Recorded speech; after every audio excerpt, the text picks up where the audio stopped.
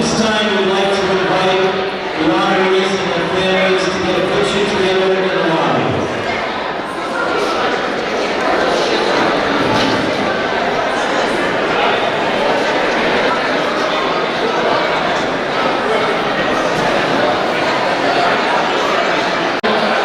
If you have not had your picture taken yet with our inductee, you can do so in the lobby.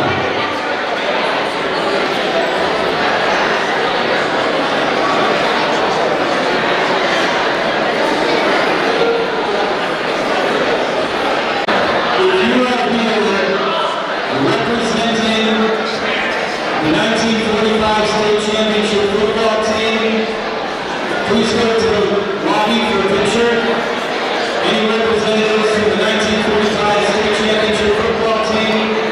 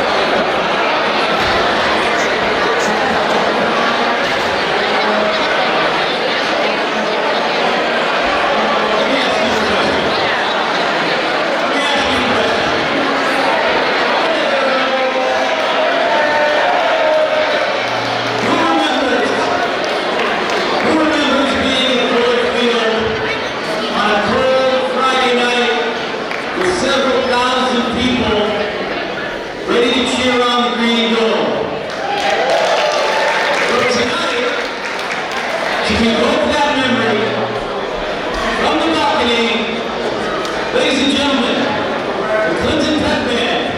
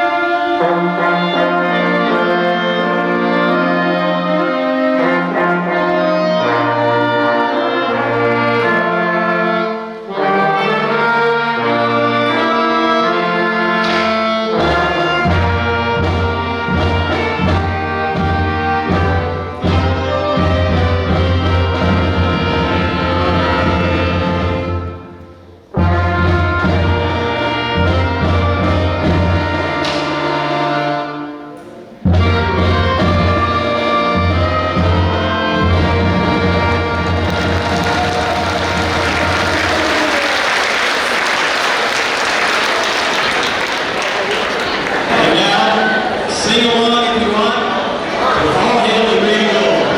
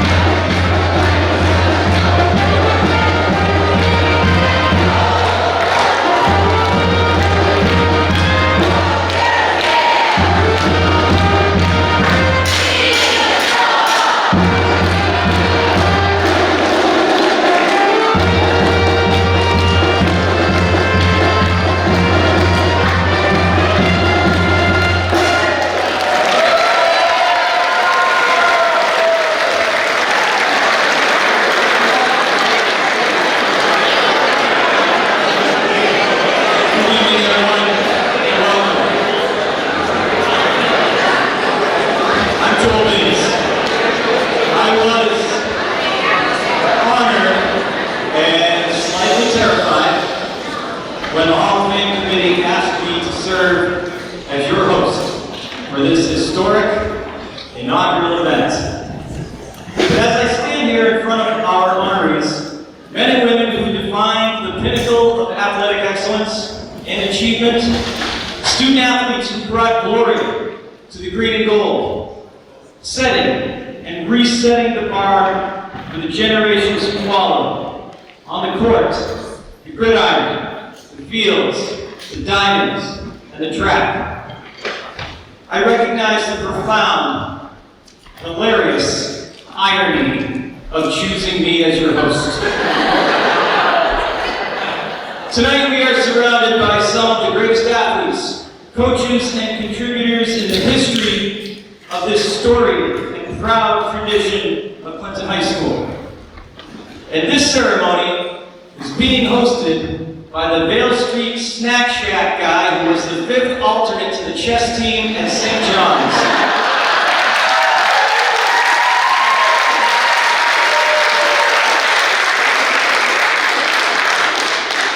But in all seriousness, the achievements of the people that we honor tonight are truly legendary and deserving of every ounce of the recognition they are finally about to receive. Welcome to the inaugural Clinton High School Athletics Booster Hall of Fame ceremony.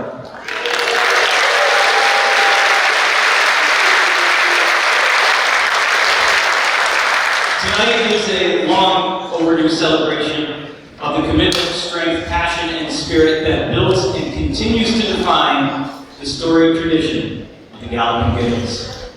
Before we begin, I would like to specifically recognize the Clinton High School Athletics Hall of Fame Committee in partnership with the Clinton High School Boosters, whose tireless efforts and dedication brought this long-held idea to reality.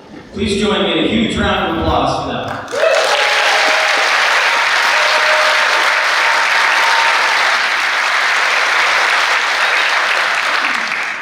To our inaugural honorees and their families, welcome. You are the bedrock of a proud legacy of athletic achievement. Thank you for setting the standard of excellence that future generations will strive to meet. We are honored to be here with you and share this milestone with you tonight. Over the next few hours, we will revisit incredible moments, hear inspiring stories, and officially enshrine the very first class into the Clinton High School Athletics Hall of Fame.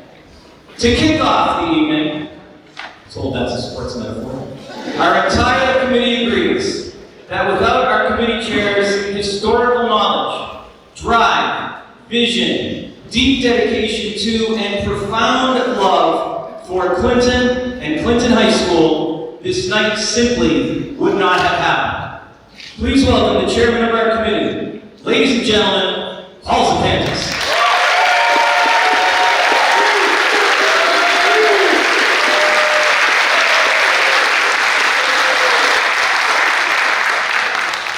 Good evening, everyone. It is truly an honor to stand here tonight as we celebrate this inaugural class of the Clinton High School Athletics Hall of Fame. I don't think this many people have been in this auditorium since Jimmy Carter came nearly 50 years ago. This night is special because of each and every one of you who came from near and far, California, New Orleans, Florida, truly all over the country, back to Clinton to celebrate this special night. From the athletes we are honoring, to the presenters, to the spectators, your presence is what makes this a momentous night. This is what Clinton is all about.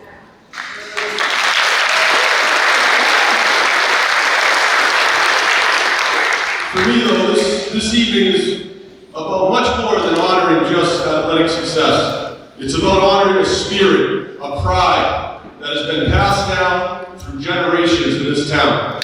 It's about remembering where we came from and ensuring that the connection continues to shape our future. Growing up in Clinton from a young age, you are surrounded by stories of Clinton's greats. Long before any of us ever wore the green and gold, we knew what it meant to be a Gale. We heard about the legends who played before our time, their toughness, their determination, their heart. Those stories weren't just stories about games and scores.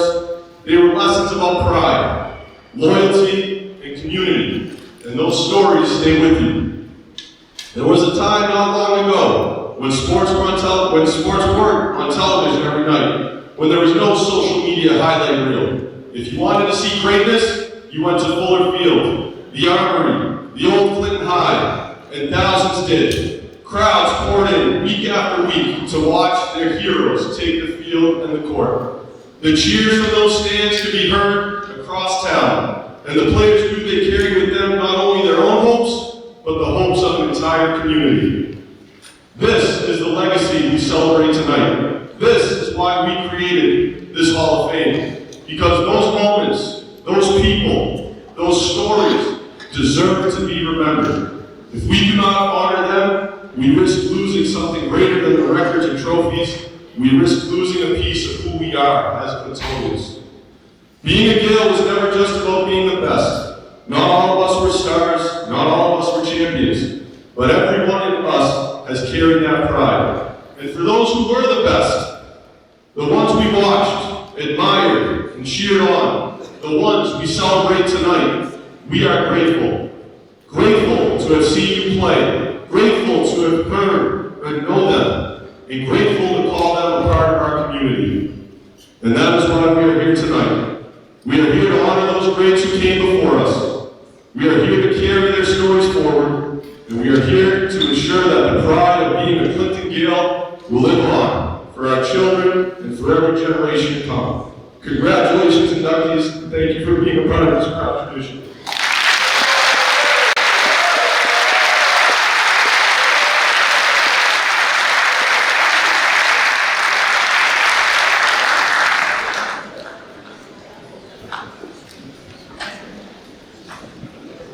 At this time, I'd like to invite forward Clinton Gale, class of 2013, Father Zach Sullivan, for our invocation.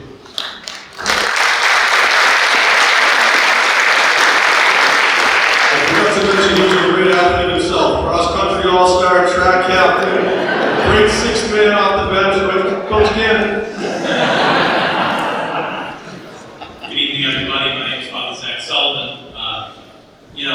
I love growing up in Clinton. Jim Hastings said at our graduation, never forget where you came from. And how can you forget Clinton, honestly?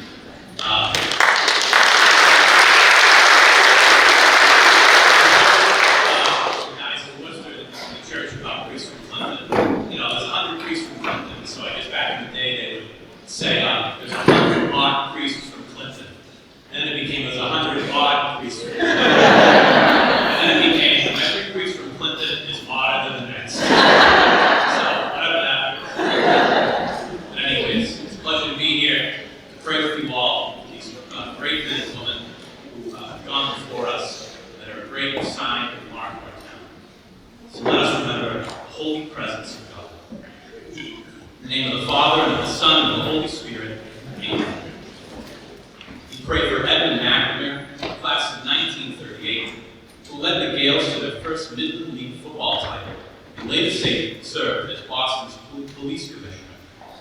We pray for the members and spouses of the 1945 Class C state champion football team, whose pride and legacy continue to bless our town.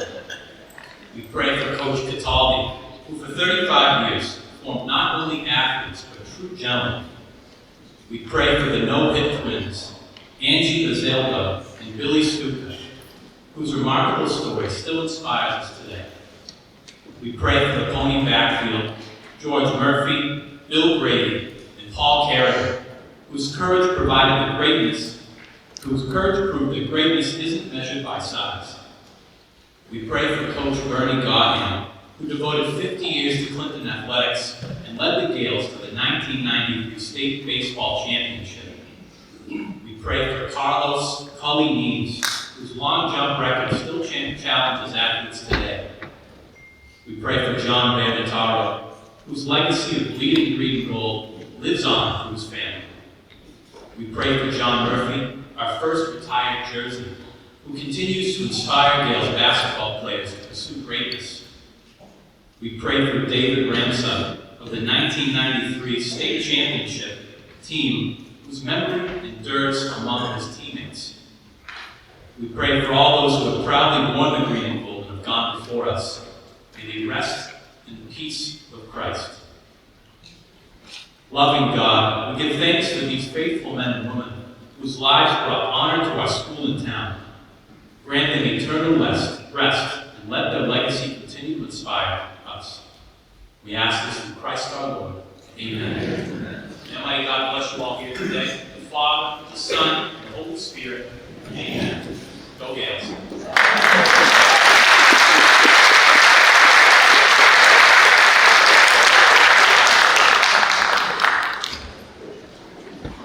And now, for our first inductee, Edmund McNamara from the class of 1938, please welcome Michael McNamara.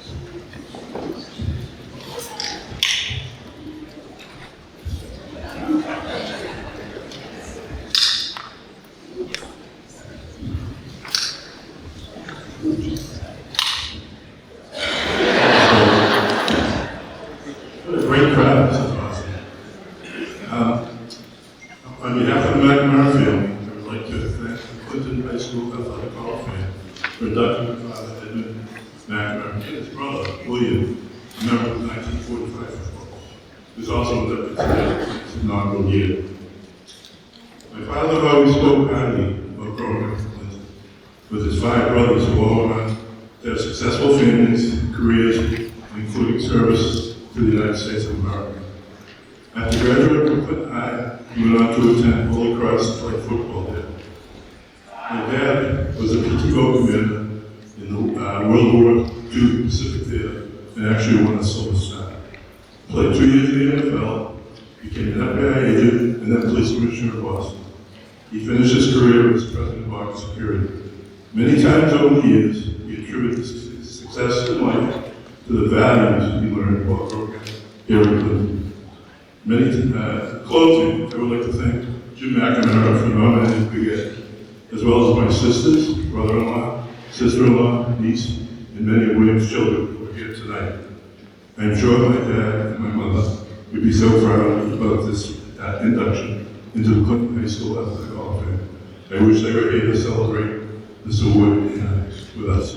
I will say that Ray Ball worked in the FBI with my father. He went from Clinton High to be quarterback at Holy Cross. So I hope he gets submitted next year. Thanks for the great honor. Go Gales.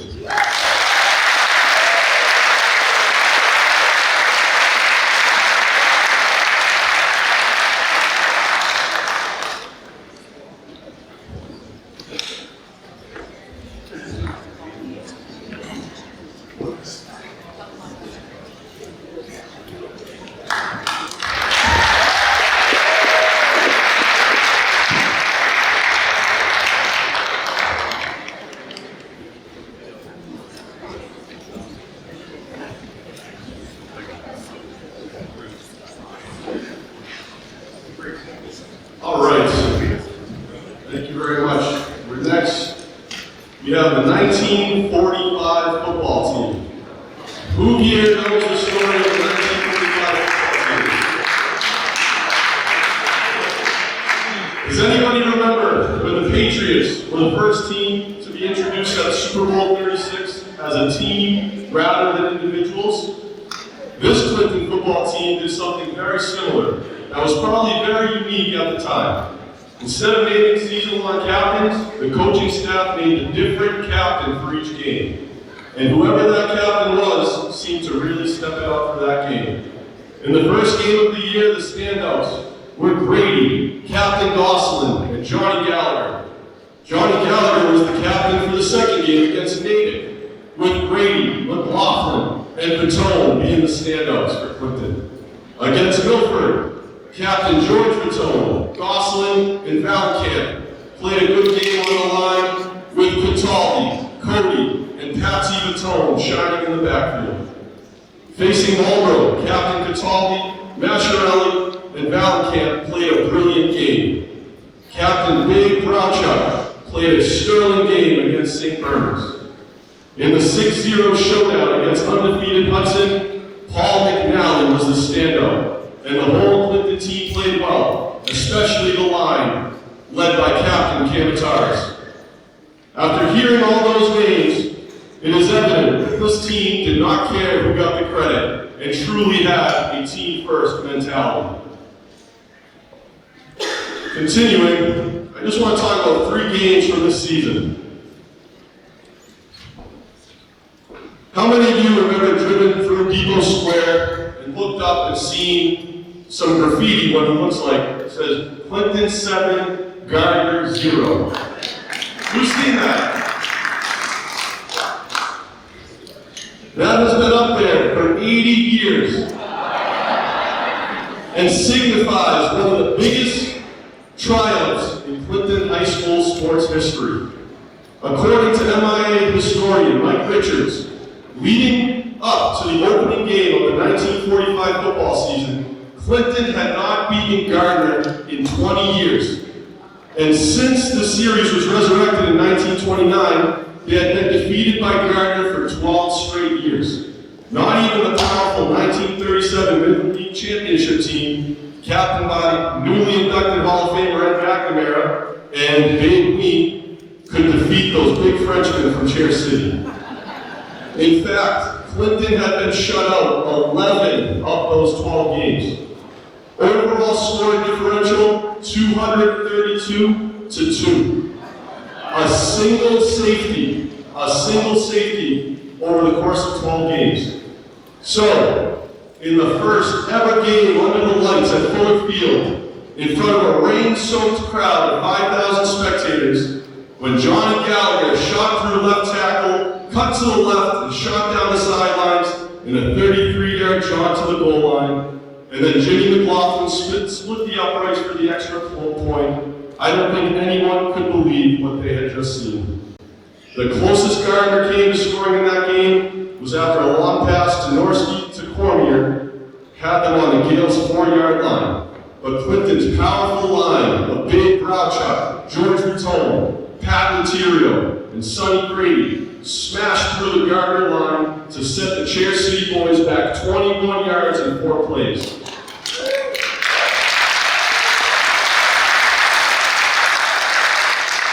Late in the fourth quarter, Bill Gosselin intercepted a pass to ice the game for the Clinton boys. The impossible had been done. After proving that victory was not a fluke with another big win against Natick, Item sports writer Dick O'Toole stated, "The sport bug has bitten the people of Clinton, and the football fever has developed. A fever that is still with us strong today."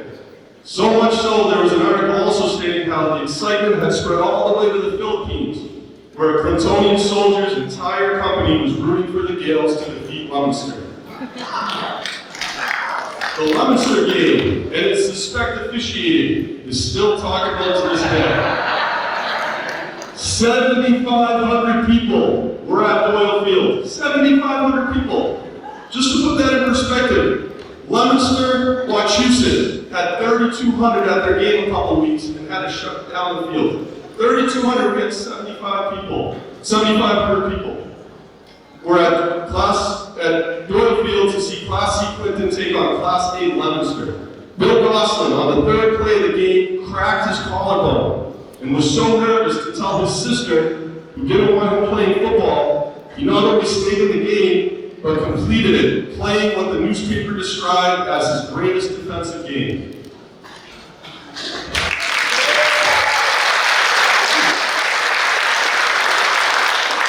The game ended in a 0-0 tie, in what the Icon called a moral win for the Gales, holding Leominster scoreless.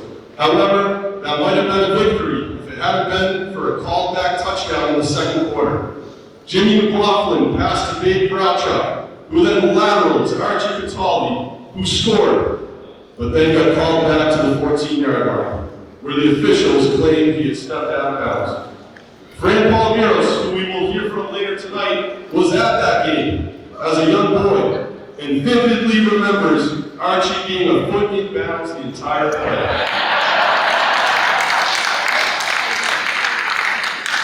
The last big game of the year was the matchup against undefeated Hudson, in what is believed to be the largest crowd to ever witness a Midland League game. 8,000 spectators, streams of cars with fans from all over the state poured into Fuller Field, where the stands were at capacity an hour before kickoff. The lone score of the game came in the third quarter when McLaughlin hit Grouchock on a 4th down pass, which sent the crowd into a frenzy.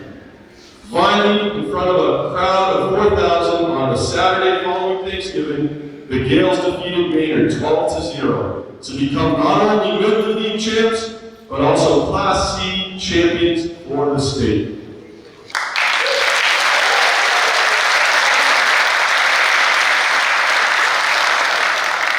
Researching through old articles, I could literally feel the excitement of the town behind this team, and I hope I was able to convey it to you here tonight, 80 years later, where the families of those players have come from all over the country to receive their father's long overdue recognition for the impact that they made on the town of Clinton as athletes and then as the world as individuals.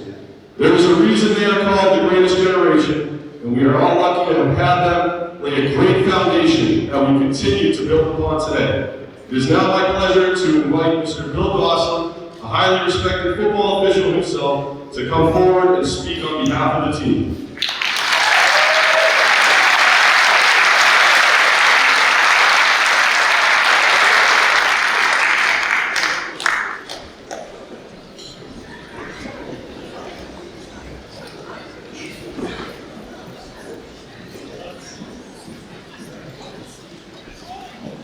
Everybody, before we start, I would like to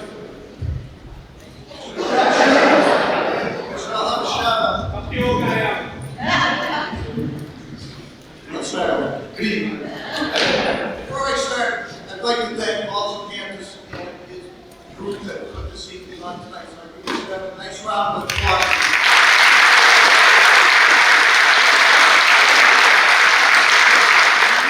It's truly an honor to come up here and grab this award for this fine bunch of gentlemen. They weren't called the greatest generation for no reason at all.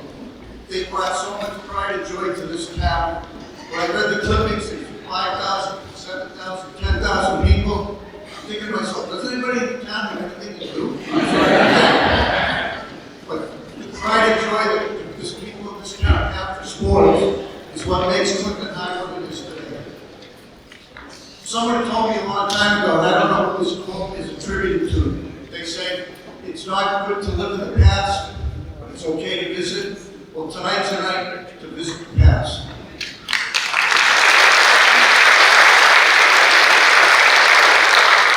sad to say that there's only one member of this team still alive. His name is John McNally, and he's 96 years old, and he lives out in Colorado, I believe. So, I'm sure he's looking down and smiling on his face tonight.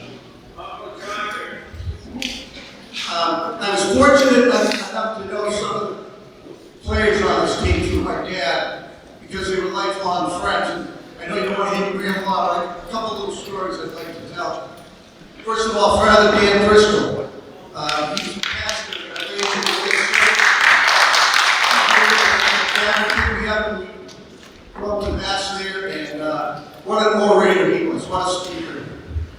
Rest in peace, brother.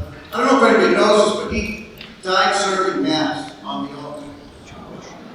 Quite a guy. Babe Brownshire. I read my first football game with Babe Brownshire, Hudson Catholic.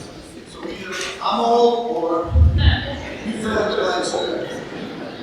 John Gallagher sold me my first car. A Plymouth Fury, thing as big as a tent. Even Tony Bean could fit in. Pete Kim and Towers with Margaret Whistler. Every once in a while, my dad would go out to Whistler to reminisce with Pete about the ladies, and he'd take me along and I'd get a haircut. How did Pete do? Still showing the ill effects. Coach Cataldi, when I grew up, he didn't live around here. He was Agawam or Springfield or someplace. And he would stop by to say hello to my dad. And he'd always go, "Hello, kid." And he'd leave, and I'd say to my dad, "Does he know my name?" And he says, "Of course he does. He calls everybody kid." Phil Bailey. Phil Bailey's claim to fame was he helped build the Metrodome in Minnesota. I don't know if anybody ever heard of Metrodome. But anyway, he rebuilt my church up at Leominster St. Cecilia's. And I always kidded him that the front stairs to the entrance was crooked. And anybody that knows Phil knows how that conversation went. And lastly, this gentleman was still Bob Canals. He grew up across the street from me, and he worked at A&P Supermarket I believe, down on Plain Street. Every night he would come home, no matter how tired he was, and he would throw a football around with it. Myself, Tony Gannon, Jimmy Hyten, Tommy and Joe Boylan, and his sons Bobby and Gary. And to this day, I never forgot that. Quite a man. Is Coach Ball, again, Coach Ball's up here. Coach, there's probably, 25, 30 guys up there. You might be able to use them if they got any eligibility left. If you didn't need them last night, maybe in the future. Lastly, I want to congratulate all the inductees. This is something to be very proud of. And this is something a long time coming. And let me get up here and ramble on for a few minutes. Have a good night, everybody.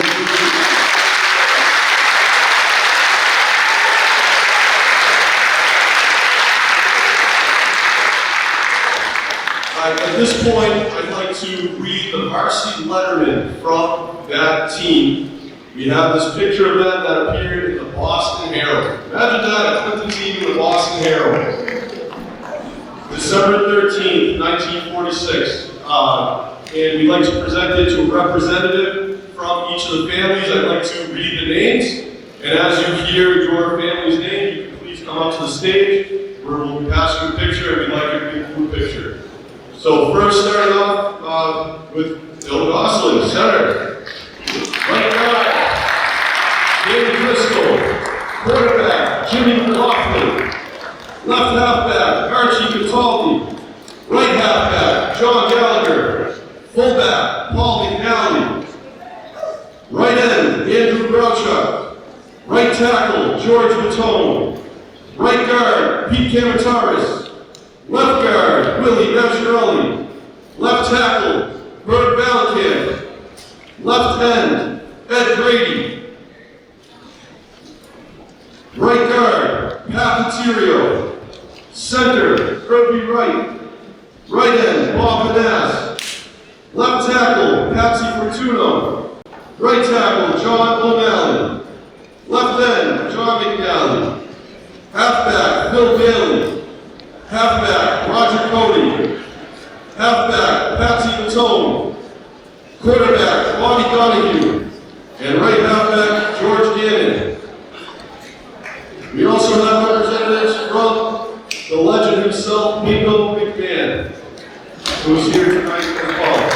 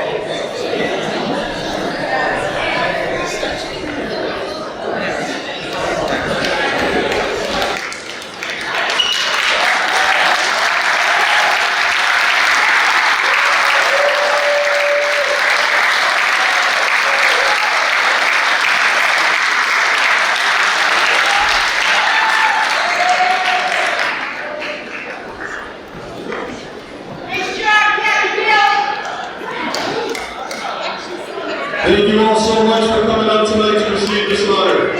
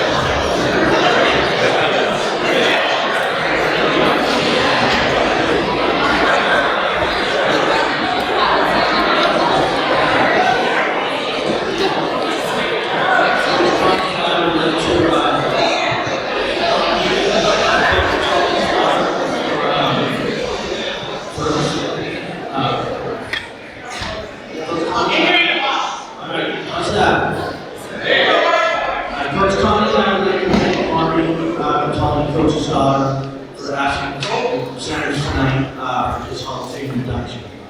Very quickly, we're just going to talk about a couple of things, but I'd like to talk about one game in particular. It was November 14th, 1997. It was the only game played in the entire state that night. There was a blizzard. The boys were not kicked to the game. The coach was pretty upset. We drive out to West Boylston. We get there. The 5 and 10 yard line was shoveled for a while, and then it just started to snow and snow and snow. The admission was free. There were no programs. The scoreboard didn't work. There was no national anthem. The coach was told that he only 15 yards scored to play on the penalty 50 yards. And it's true. And it's true. Normally we would defer if we wanted to toss you on the ball. We got the ball, we drove down the field. Dick Johnson scored on the 36. We go up 6-0. You know coach's philosophy, run it again. Run it again, we get to 2 points, we're up 8-0. Make a long story short, late in the second quarter, we're trying to get the asked for a measure. And the official said, Coach, we can't do it, there's no way. I mean, he accepted it. So, we kick off, back and forth, late in the fourth quarter, West Boylston starts driving down the field. They get to about our 25-yard line, fourth and whatever, and we felt they stuck. They asked for a measurement, and the referees gave them a measurement. Never in my life, Honey's, did we see him go off, in fairness to his kids.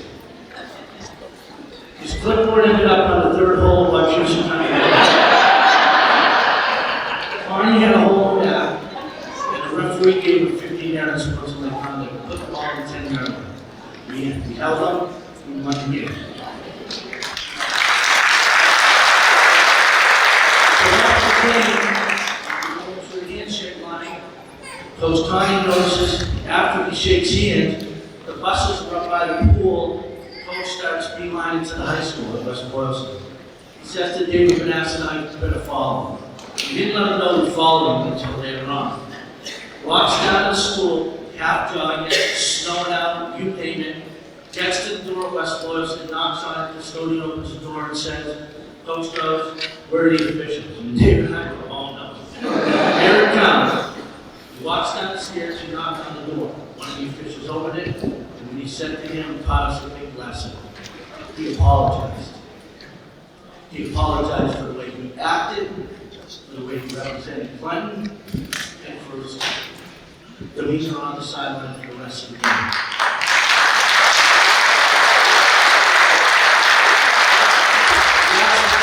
All the awards, the championships, the 6 Super Bowls, that was Coach Cataldi.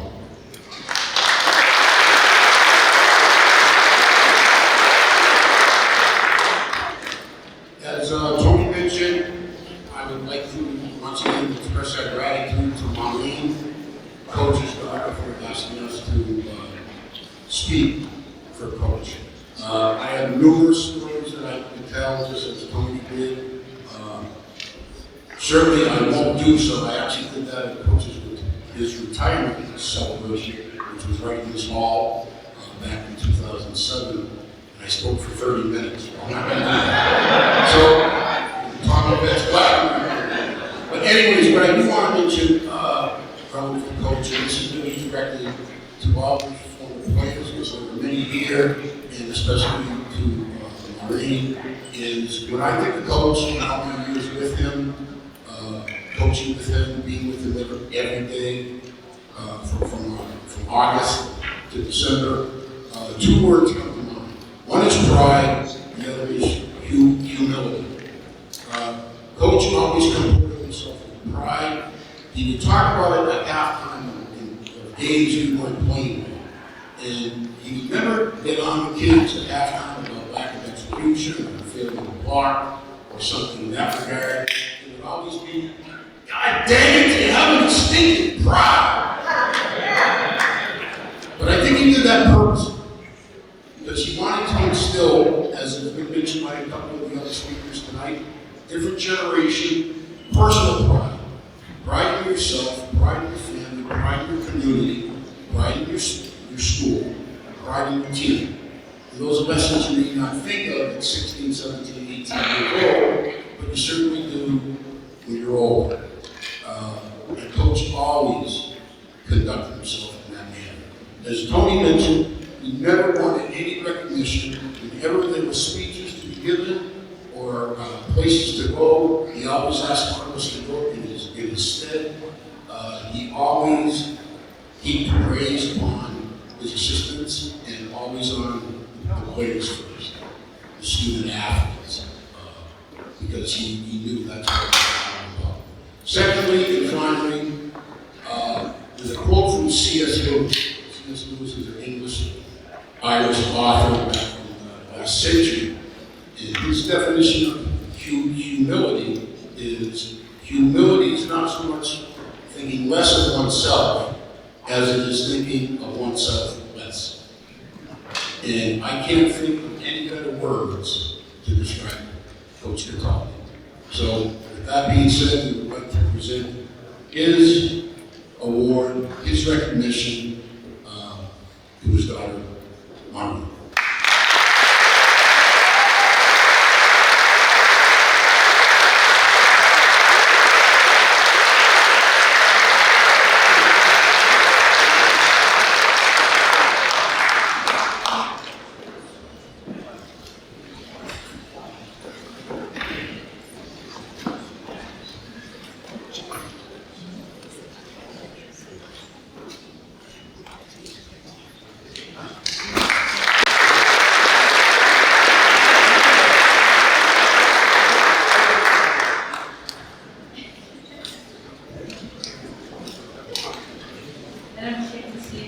Can you hear me?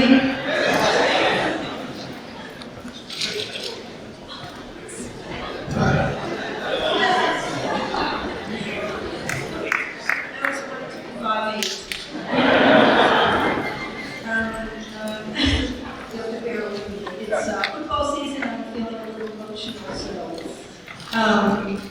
My father was born to Italian immigrants that came to America in Clinton for a better life, and that's what they found. They were kind, moral, appreciative, and hardworking, and instill those qualities in their children. They were deeply proud of their new home, and my father willingly continued that legacy throughout his life. He was educated in the Clinton public school system, was an outstanding and applauded all-around athlete, president of his graduating class, and went on to represent his community in a memorable and honorable fashion throughout his career.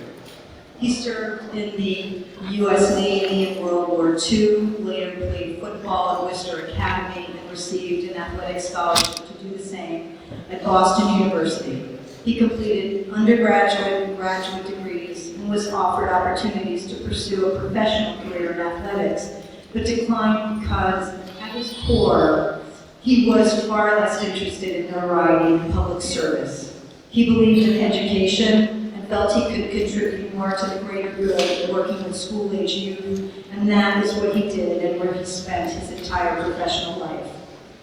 He came back home to Clinton in 1975 as athletic director to teach and coach, and end his career in a town that was more than good to him and he loved. He brought dignity to the job and community, and accolades to the coaches and athletes he worked with, and the latter especially brought him great satisfaction. He would deflect praise and redirect it back to his students, players, and colleagues because he was a generous man and quietly confident with nothing to prove. He was a unique combination of humility, integrity, compassion, and ferocity. He took pride in his appearance and character and expected nothing less from others. He believed in manners and good sportsmanship, and his teams were often recognized over the years to be both. He had no tolerance for bad behavior, and my mother used to always say, "Your father's a good winner, but an equally good loser, because he's the first on the field to shake hands and congratulate the other team." He was disciplined, firm, but fair, and a staunch defender of marginalized. He left a legacy to be acknowledged and applauded, though I know he'd be uncomfortable hearing me say so. And I want to thank Mr. Club and the committee and Paul and the town of Clinton for this well-deserved recognition.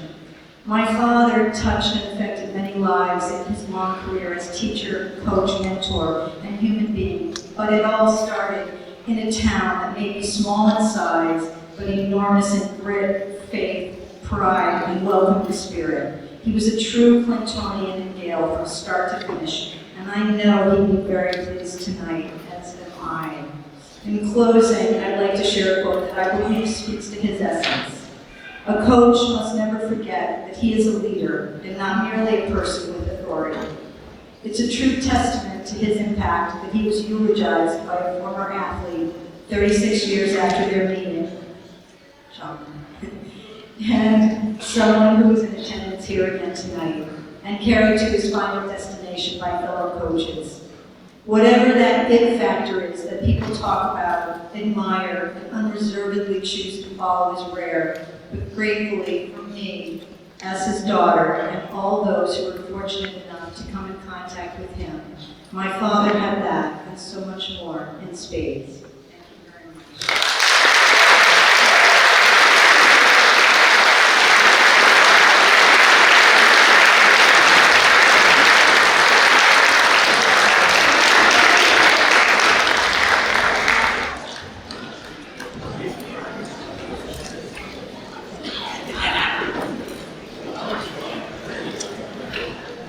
Our next inductee, Edward Angie Brazillo, class of 1950.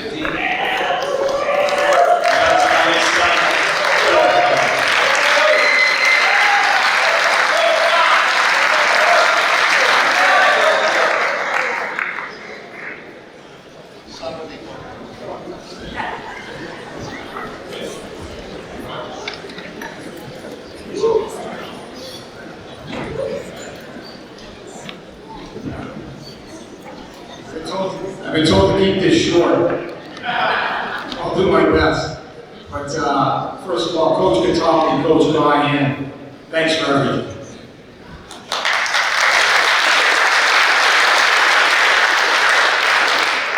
Before I get started, I just want to thank Paul and the committee for an outstanding honored and privileged to be here. And it's a long time coming. I always thought there was already a high school Hall of Fame, but great start. And let's just keep building on it. But thank you very much. Funny story, Barney Hastings called me to let me know about my dad. And he was supposed to speak with the committee. The committee said, hey, you know anyone that could introduce Andrew Gazillo? He said, yeah, I know his son. He can introduce him. And the problem is, it's going to take me 30 to 45 minutes to explain to Joe that it's not about him, it's his dad going into the hall.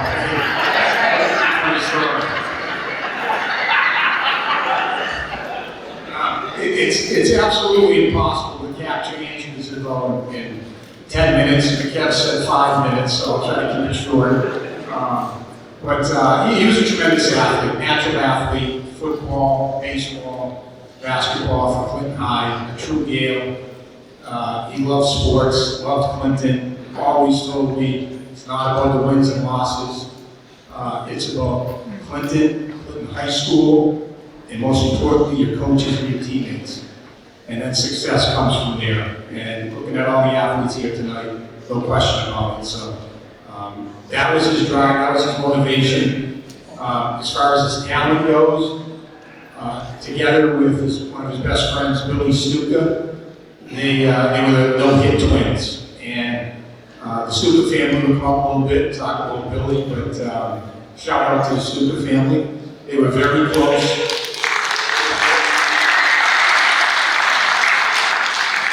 I'm going to do my best to quickly capture my dad in a few quick bullet points. And I know he's here somewhere saying, Joe, don't mess this up. Probably with a little more colorful language, but I'm going to do my best. So Billy and my father were part of 20 plus no-hit, no-run games in their career, which is really phenomenal. He was my dad. I didn't really pay attention as well as I should have. After he passed, I started paying attention, and those are legit numbers. I mean, one no-hitter is pretty substantial, but 20 plus, that's crazy. You know, another area, part of those no-hitters, he threw one no-hitter left-handed, and then he threw another one right-handed, which is just blows my mind when I really sit down and think about it. Legend has it was a doubleheader. But I don't know, maybe it was 2 separate games, we could never figure that out. Another success he had on the diamond was on their way to a state championship. Him and Billy led the way, but great teammates with them. He struck out 26 out of 27 St. Peter's batters. When Boogers McNally caught the ball up off of third base, that was the one player he didn't strike out, or it would have been 27 out of 27. The crowd kind of booed. But just another phenomenal stat that to this day has to be a record. But again, he was never really talked too much to me about it. But it was more his team and winning the state championship led by him and Billy Stuka.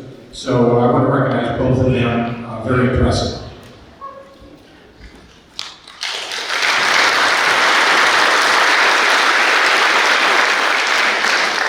So he was drafted right out of high school. He went to the Milwaukee Braves, and he spent several years in the Braves farm system. He played in Bluefield, West Virginia, Quebec City, Canada, Minnesota, and Port Arthur, Texas. So 17, 18-year-old kid going all over the place. And he did some damage. 5'8", 165 pounds, and he's doing some damage. We used to have some conversations down at Angie's Pub, probably late night, early morning, and there were only 15 major league teams when he played. There's 30 now. He'd tell me that he'd be the number 2 starter on a lot of these watered-down staffs. I'd kind of laugh and say, I think it's time to go home. And then the more I thought about it, he's right. 15 teams made it to AAA. That's where we're supposed to get to the big leagues, and then his arm got taxed and he came home. When he came home, he opened up Angie's Pub, And he loved nothing better than to see generations of athletes come in and out of Angie's, listen to his stories, tell stories of their own, go to games, just be involved in sports. He just loved Clinton, he loved Clinton High School, and he loved Clinton athletics, and he loves everyone here today, no question about it.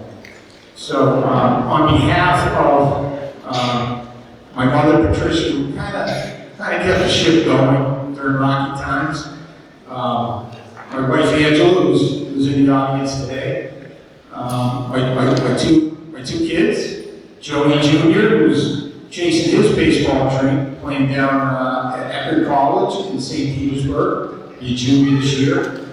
Madison Patricia is working for Nestle, just graduated from Providence College, down in Arkansas, Palmer.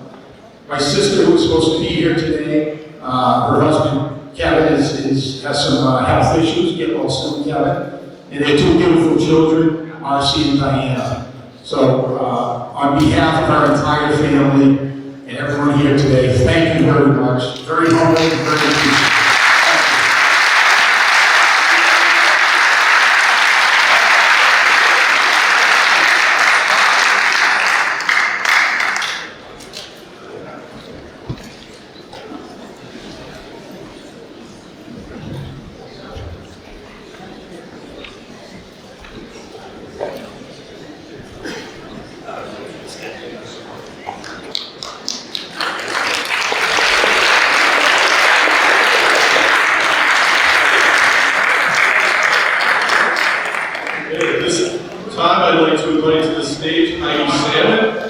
Who will be speaking on behalf of her father, Billy Stutler, class of 1950,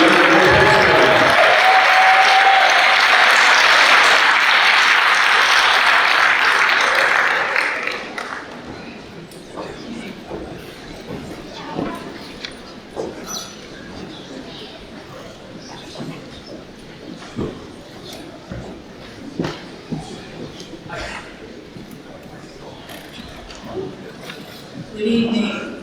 Can you hear me?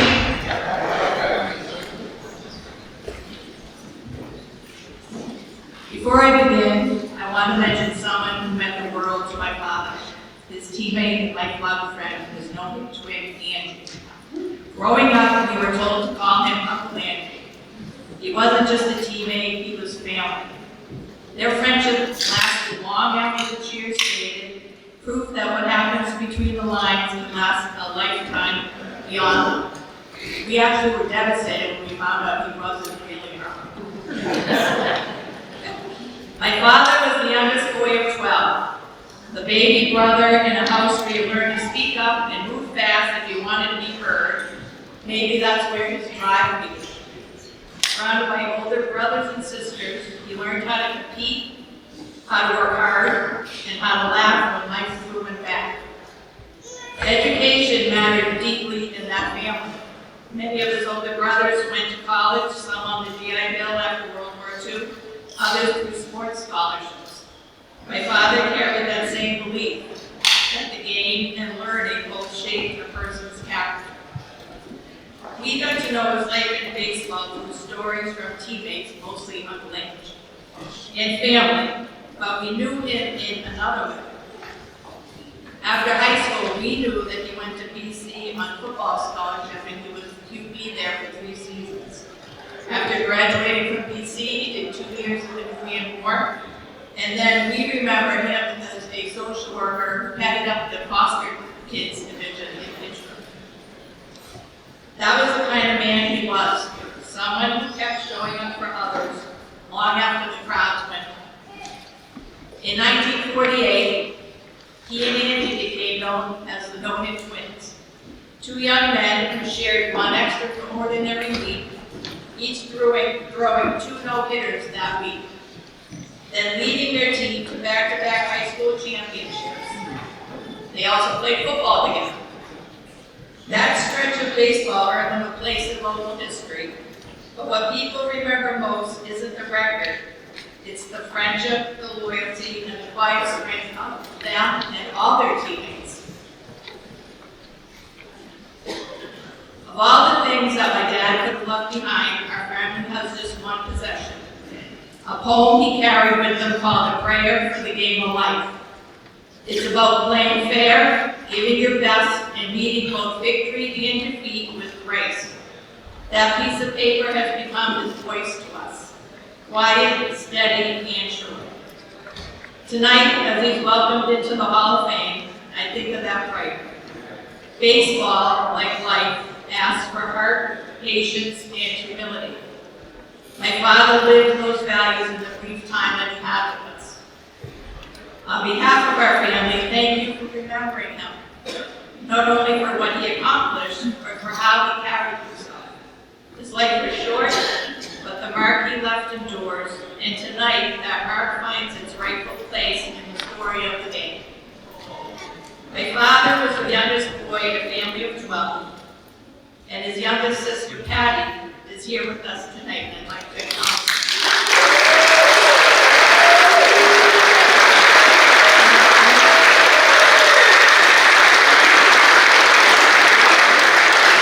Also, my father's nephew, Tom, and his nieces, Mona Vanell, and all the Gleason girls.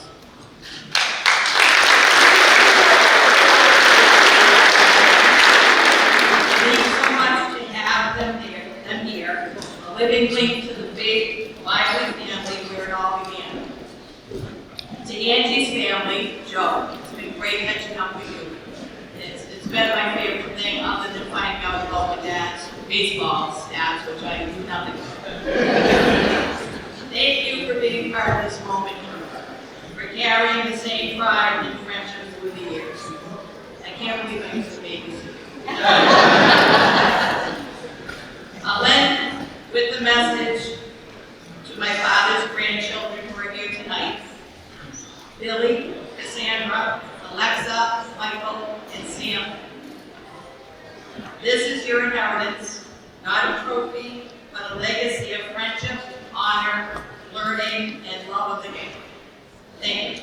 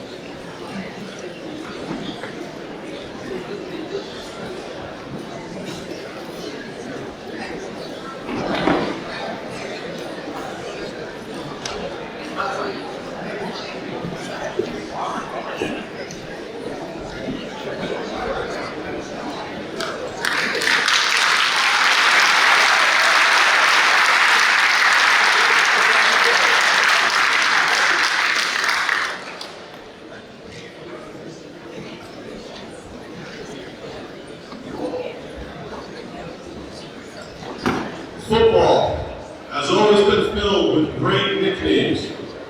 The 7 blocks of granite, the fearsome foursome, the steel curtain, the 4 horsemen of Notre Dame. And these nicknames only help grow their legend. None of these compare to one of Clinton's great nicknames, the pony backfield.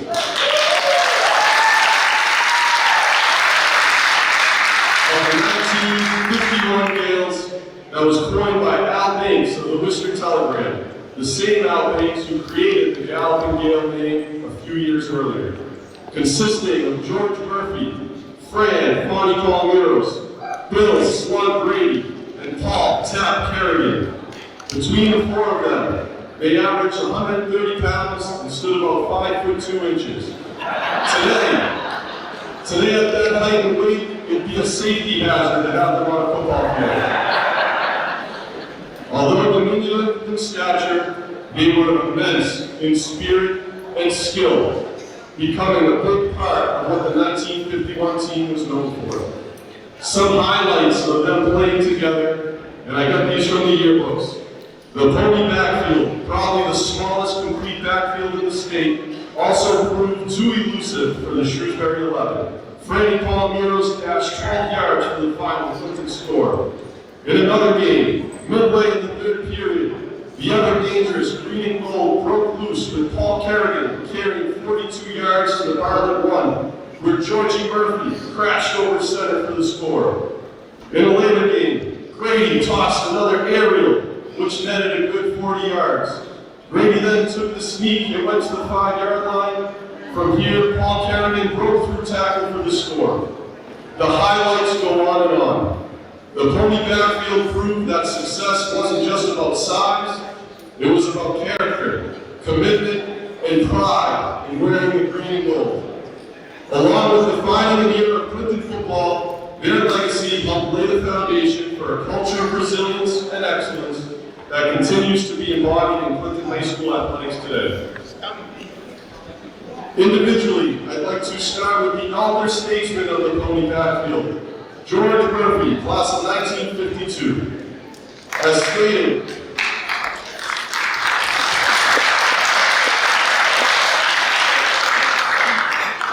As stated in his senior profile, an introduction to Murph is unnecessary, for he is known and liked by everyone. He is never without a smile and a cheerful greeting for all. George was an important factor in making the 1951 Gallatin Gales famous. Although small in size, he was large in spirit, and his never say die attitude produced results for the team. Following graduation, George served in the United States Marine Corps and earned a degree in electronics engineering, where he spent his busy career as vice president of Tricon Associates and then at Hanscom Air Force Base, building the electronics for geophysical experiments, traveling the world to test them at launch sites. Despite his busy career, he found time to coach his son Timothy in Pop Warner football. Tim is with us here tonight to accept on his father's behalf. Welcome, Tim, and the Murphy family.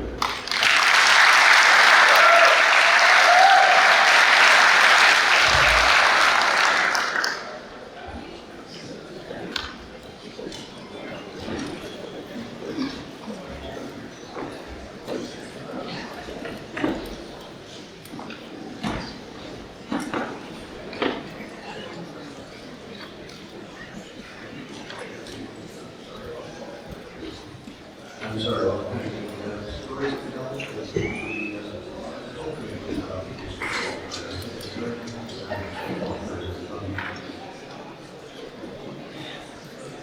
Learned about his football career through the older history counselor. He never talked about it. I don't have any stories. Thank you, Texas.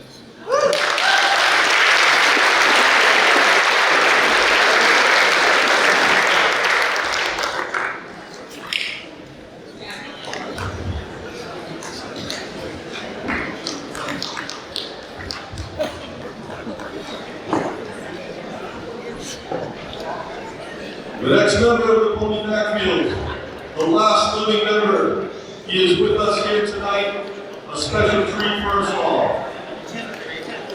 Beyond his great football career, Francis Fonny Palmeiros was a standout on the diamond.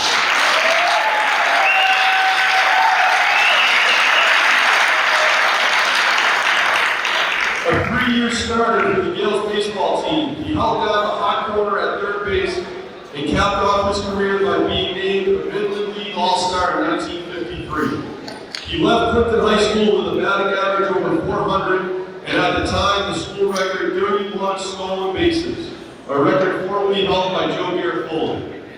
One of those steals, a Derek Steele home plate against Leominster, was talked about in town for years. In fact, for many years, if you asked the Clintonian what they thought the most famous steal of home plate was, they wouldn't answer Jackie Robinson in Game 1 of the 55 World Series, but Fonny Palmeiros against Leominster. Perhaps Fran's greatest baseball thrill came when he was invited to a Brooklyn Dodgers regional tryout, where he spent 5 days with the club's instructors. Following his high school playing days, he played for the Clinton Pros, with the likes of Andy Metris, Tom Laterio, Bud Ernst, Ed Frisch, and Phil Bailey, where he and Booker Vignales were co-rookies of the year in 1955. After serving honorably in the United States Army, Fran entered education, where he became a longtime coach in Marlboro and later the head coach at Worcester Bowl, along with serving 23 years as a football official. Through it all, he never forgot his Clinton roots. To this day, he has remained connected with athletics, often stopping by practices to check in on the football teams and to share his support. It is my pleasure and honor to introduce Clinton's ambassador to Marlboro for the last 50 years, Mr. Fran Fontaine.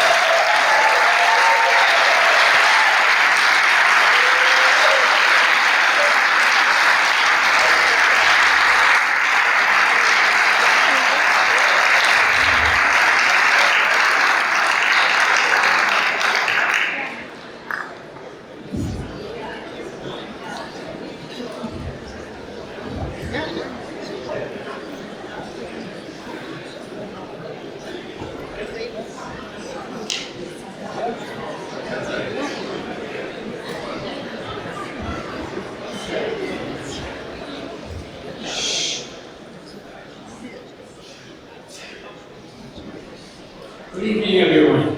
If you can't hear me, do me a favor, raise your hands, and then I'll have to talk loud, okay? Can't hear me, okay. There was a writer, famous writer, that once said, three good things happen together. And in July of this year, I celebrated my 90th birthday.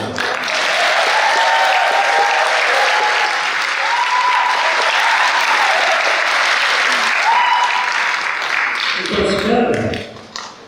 On August 27th, my wife and I, Amy, we celebrated our 64th wedding anniversary.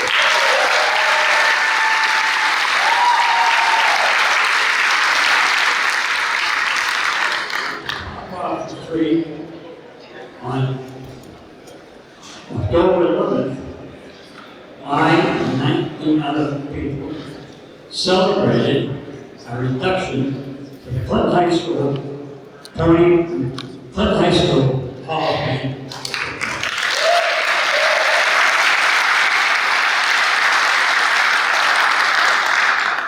Paul did a good job explaining some of my background. So I'm not going to talk anymore about myself. I'm going to represent the Pony Factory. The other three, Paul American, Billy Gray, and Georgie Murphy, are no longer with us. But they are here in spirit, because all of us were very religious people.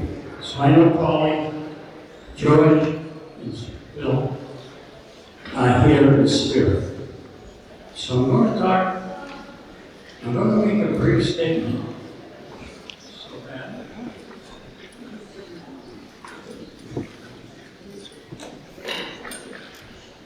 That sums up a summary, because I'm going to give you a history of the Pony Factory. That's what I figured I should do. To give you a summary of it, which came out of, I think, the Boston Globe, or someplace, about the Pony Factory. It was given to me. I'm going to read it. I've cut it down. 3-page out. I cut it down. The Pony Factory. A group known as the smallest but toughest in the state helped define the era of Clinton High School football. You all hear me? Yeah.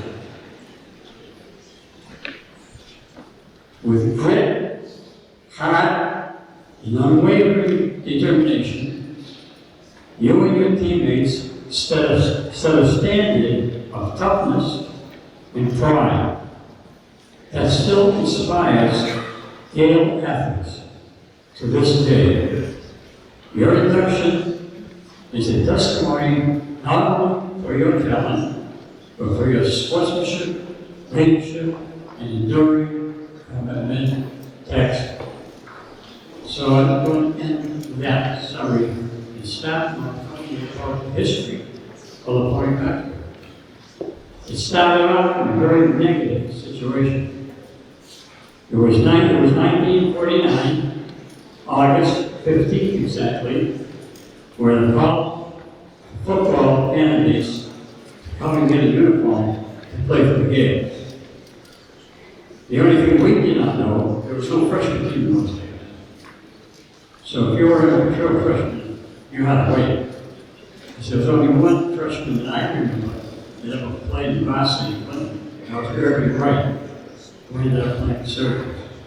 He played in the 45 undefeated team, last development, and on the 48 undefeated team with Buddy Ernst, Louis McNally, and I have a list if you want to hear who we wrote.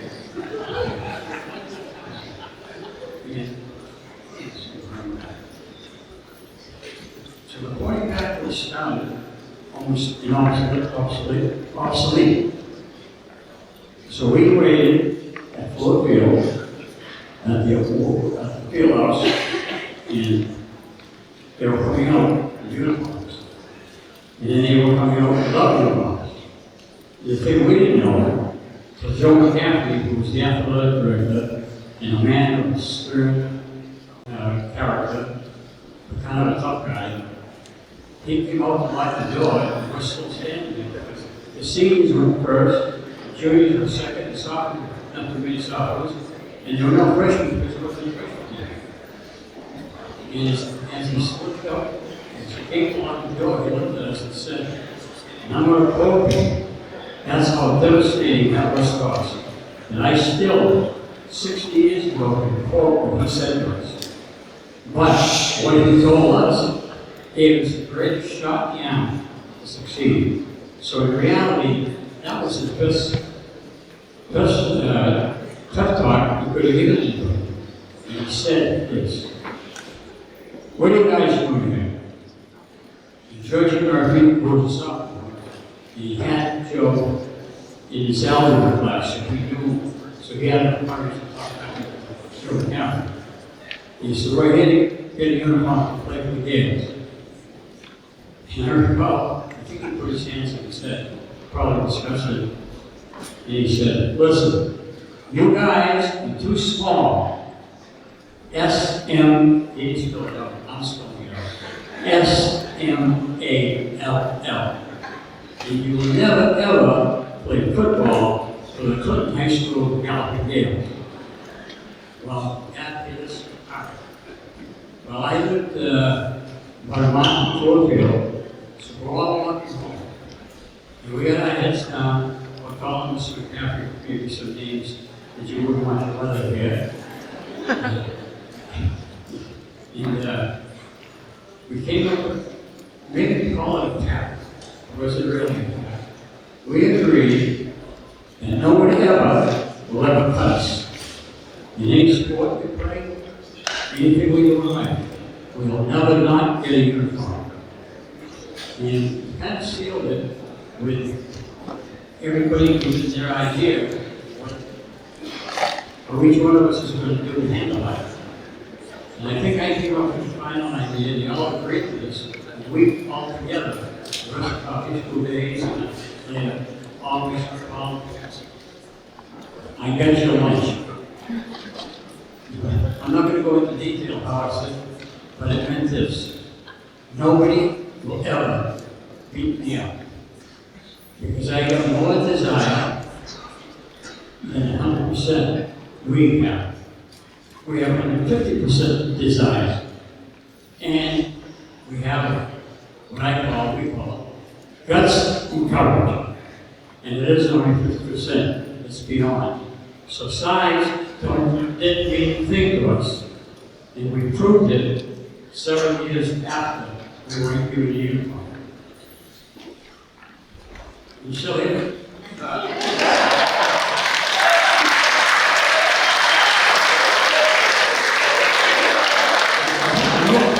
hope I'm recording you guys. But when I was a kid, small, my mother and father always told me, obey your elders elders. And in the religious sense, if you obey your elders and respect your parents, God will give you a long life. So I guess I must have respected somebody, because I'm 90 years old now.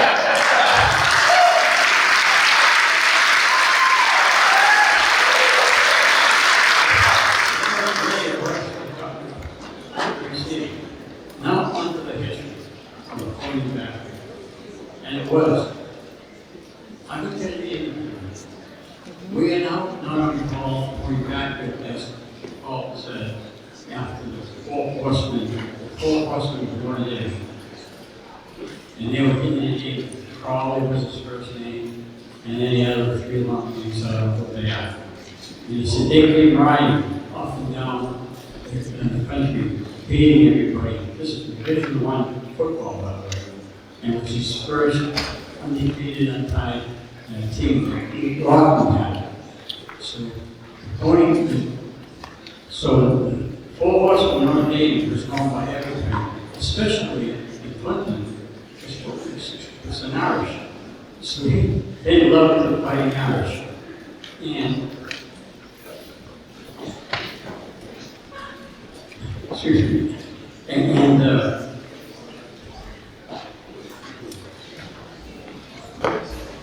so it started in we'll move the clock forward now. Now it's the end of the season. We were in my junior year. We had great running of 7-1 and 1.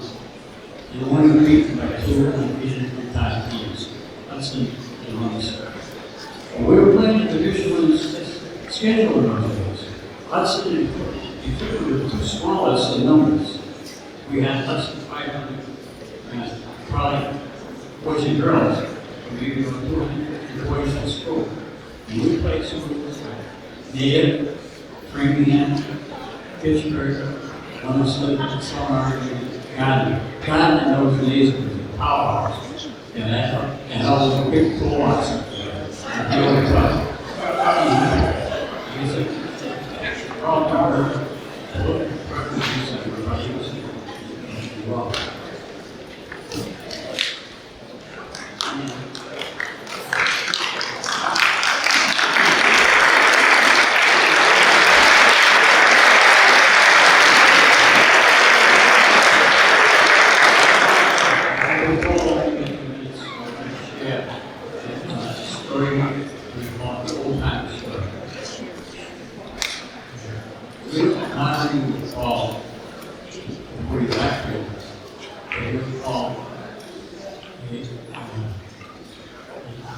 It was a legend.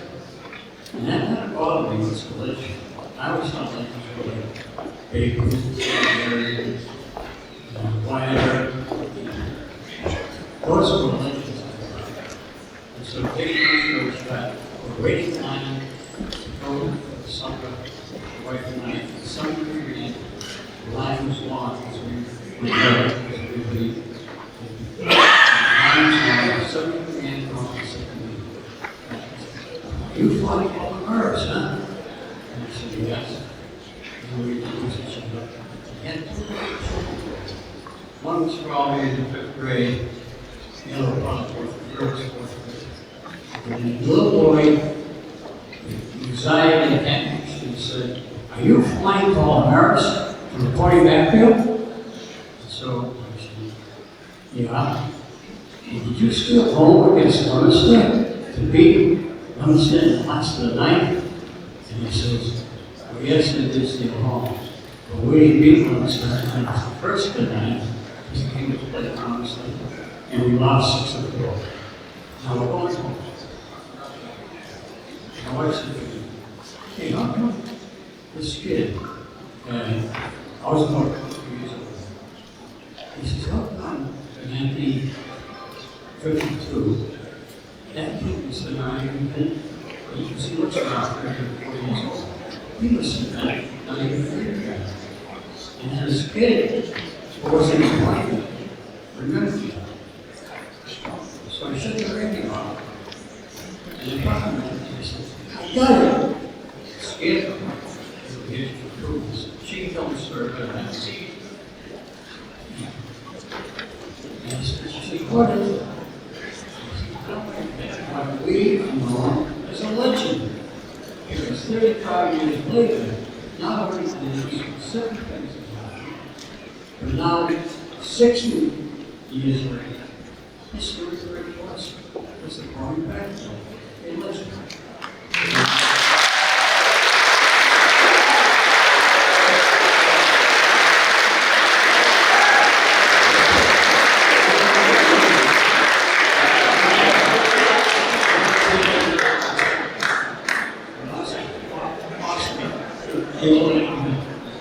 I want to read this. I think my Lord, God, and Savior Jesus Christ.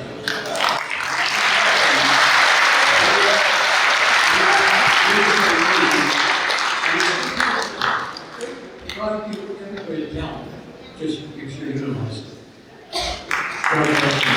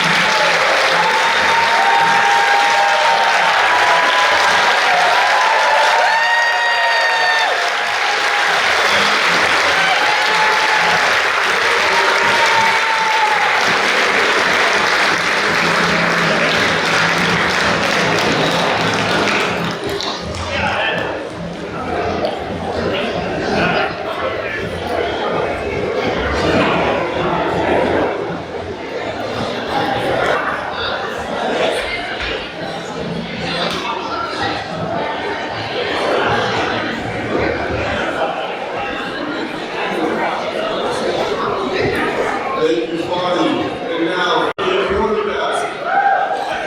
Come on, quarterback, here.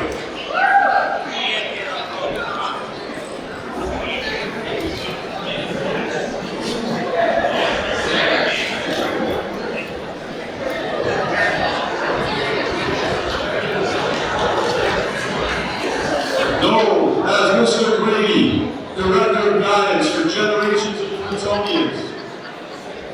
He was affectionately known as Slump to his peers, of whom he was co-captain of the 1954 Clinton Gales, where he was also awarded the Best Back Award in this very auditorium. His senior profile says it all. Bill, often called Slug by his teammates, will be remembered by football experts as one of Clinton's great passers. They also added this great line, and I heard it's how he met his wife. We all agree that he was the handsomest. When 37 came out of the game, a rest of sighs could be heard above the roar of the crowd. Along with his years of education in Clinton, he made it a better place, with many years serving on the Council of Aging, and has the food pantry named after him at our senior center, Brady's Groceries. They say history repeats itself, and it sure did in Clinton, when 53 years after Bill led the Gales to a 34-7 Thanksgiving Day victory over Maynard, his grandson Kyle, who will be speaking on his behalf tonight, led the Gales to a 36-20 Thanksgiving Day victory over Maynard as quarterback in Coach Cataldi's last game. And that is who I have the pleasure now introducing, along with his cousins Justin and Matt Brady, Kyle Brady.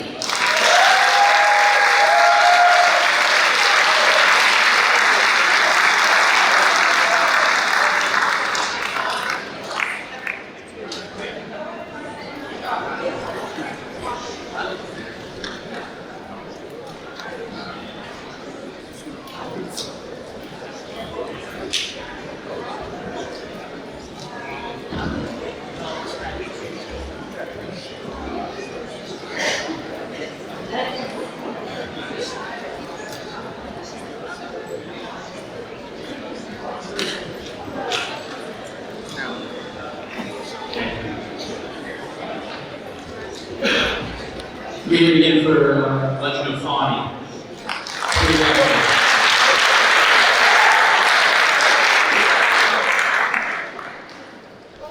Thank you guys. My name is Kyle Brady, as you said. I'm one of many grandchildren of Bill Brady. On behalf of our entire family, I would like to thank the Cleveland Athletics Booster Association for this amazing honor. Yet another incredible way to memorialize the accomplishments and the legacy of our grandfather, as well as so many other great people. Football was life for Brady. Besides his family, football was his greatest passion. His talent speaks for itself, starring the illustrious point backfield, leading to his time at the University of Miami. But it didn't end there.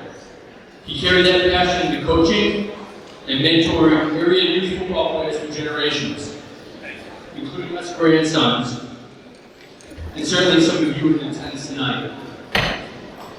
He was instrumental in starting and progressing the careers of so many great student athletes at both Clinton High School and Wachusett Regional High School, one of which making it all the way to the NFL. Grampy was so proud to assist young athletes achieve their goals. He would do anything necessary to do so. Years ago, Grampy and his coaching staff took their Pop Warner team to the championship game in North Carolina, a team that was led by fellow Hall of Fame inductee Steve Ernst. Clap if you want.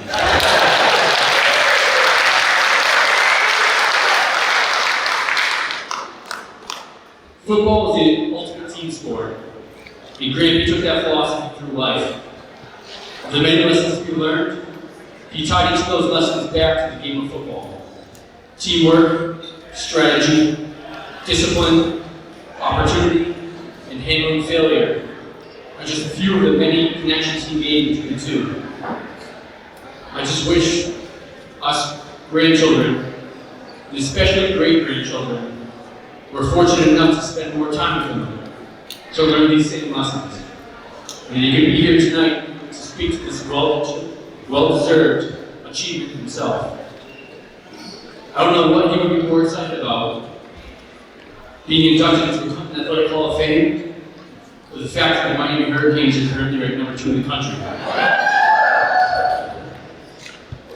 One final note, Grampy always made a point to tell me how lucky I was to play for Coach Archie Cataldi and Coach Bernie Gottham as a senior in both of their final seasons.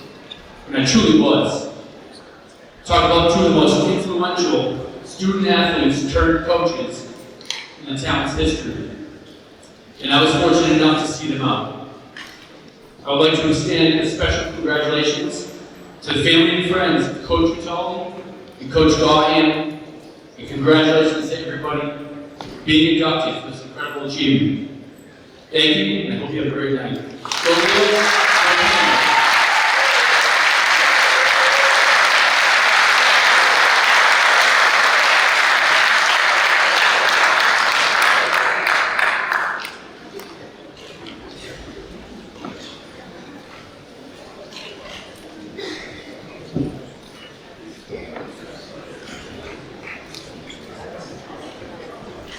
At this time, I'd like to call up Mr. Tony Mosa, who has the honor of presenting for his teammate, his brother-in-law, Taft Kerrigan.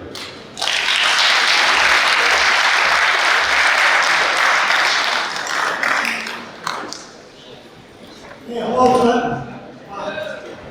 I think the last time I was in this building is when I graduated from high school in 1953. It's and Taft. I think slightly a year behind us. Wow. So I noticed a few changes in the town as we drove through. I thought the town looked great. Wonderful. You know, I looked at it and time and distance has kind of kept me away from the town, but it's so wonderful to come back and see you all. I really appreciate you having me here. Thank you. And congratulations to everybody, all the honorees. And particularly the fine young Clintonian ladies that are helping out, waiting on them. They're not too good. You know, I know, they're used to it.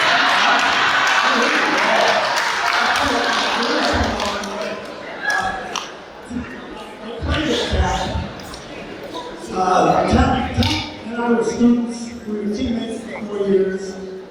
He's my brother-in-law, most of all, he was my friend, my best friend. And we started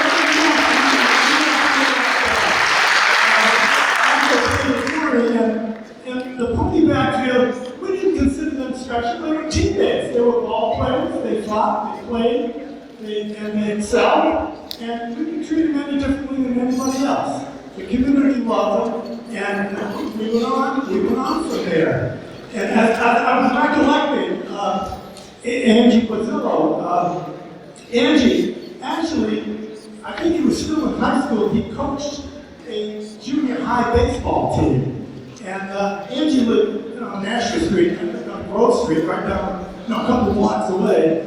And Angie, I was at Holy Rosary School, so I was a hotshot baseball player, I wasn't very good. And after a few practices, Angie set the lineup. I was batting 9th.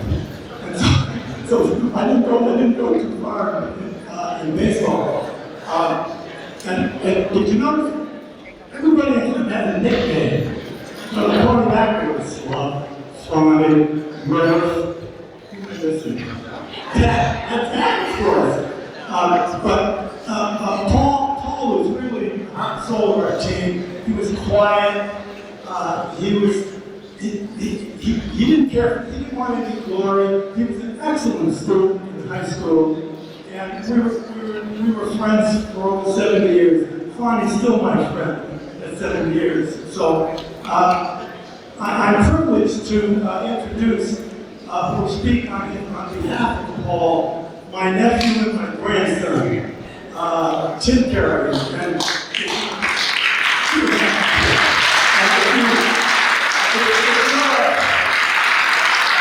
if you're a basketball fan, you might catch him on the local television station because he referees college and high school basketball teams. And when he's not doing that, he's at the Hathaway Golf club in Situate on the fairway. You might see him. He's a really good golfer.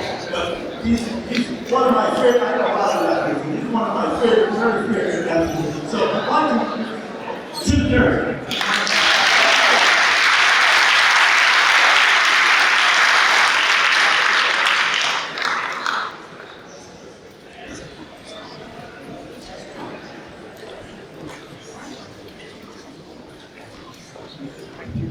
Can you hear me okay?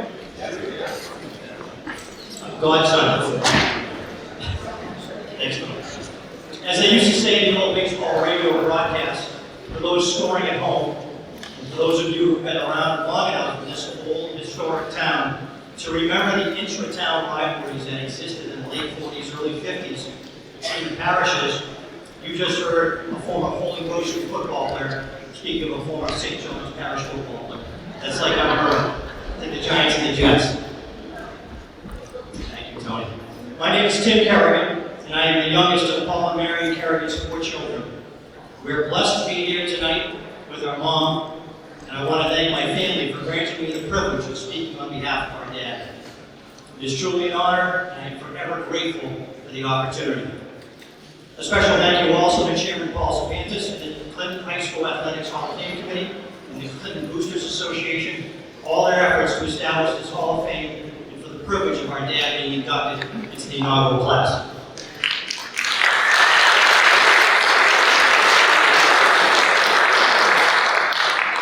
It was just last December that Dad, 88 years young, got his call up to the big leagues.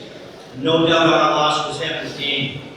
If Dad was still here with us, he'd be wearing the biggest grin, and undoubtedly would be, in his words, just tickled to receive this honor from his beloved hometown. Back in the fall of 1993, Dad received his first Hall of Fame induction from his college alma mater, WPI, aka Worcester Tech, the name of which was known when attended.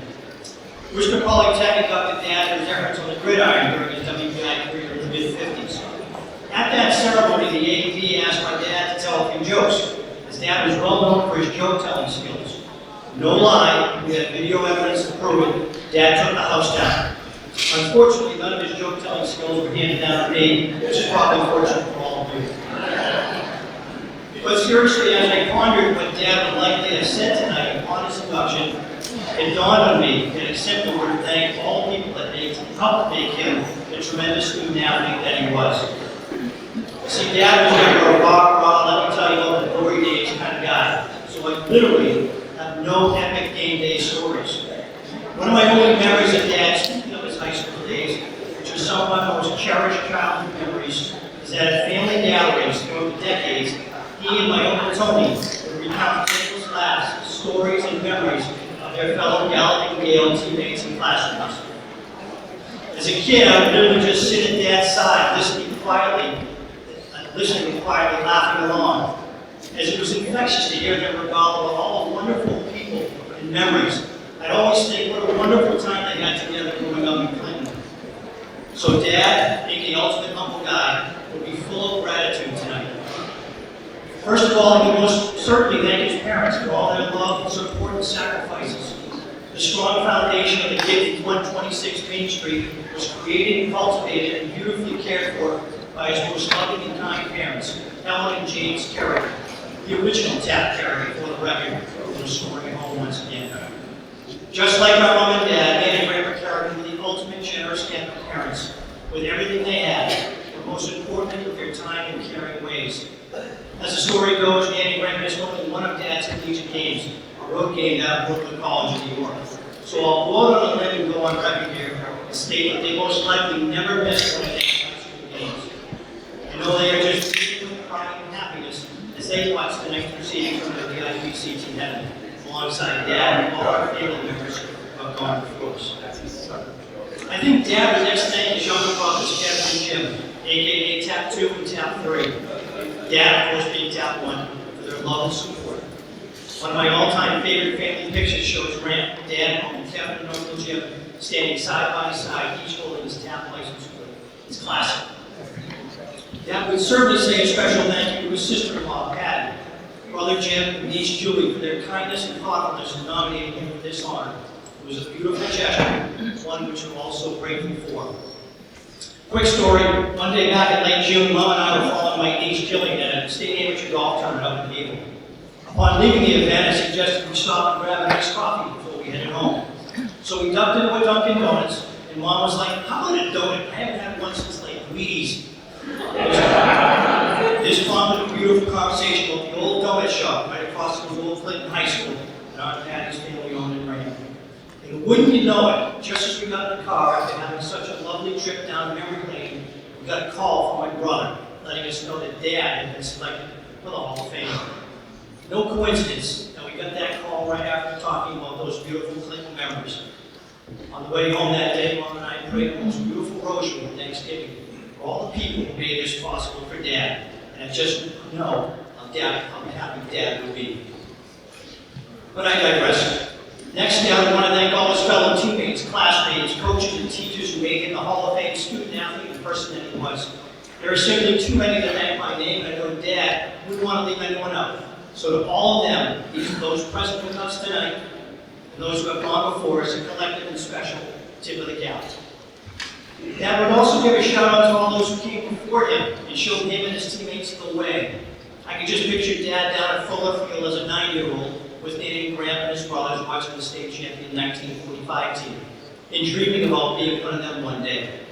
Little did he know that one day he'd be related to one of those players. Mom's oldest brother, Joe Mosa, was on that 1945 team. Sadly, we lost Uncle Joe this past year. Right? But I know Uncle Joe is smiling quietly, watching the proceedings right now. Next, there are two people in attendance here tonight who, dare I say, are likely the proudest of and happiest for Dad, and for whom I know Dad was and is eternally grateful.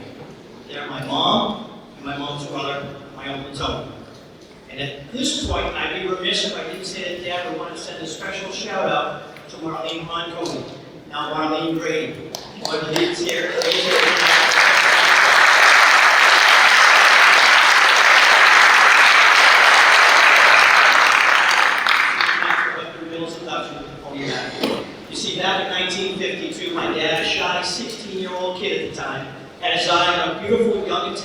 freshman co-ed named Marion Moser. He wanted to ask her to the Christmas poem, but was too bashful outright asking her. So he asked Marlene if she would be a sort of go-between for him and Mom. Thankfully, she agreed. And ultimately, Dad had a thumbs up from Marlene for him to proceed with asking Mom the Christmas poem. So again, thank you so very much, Marlene.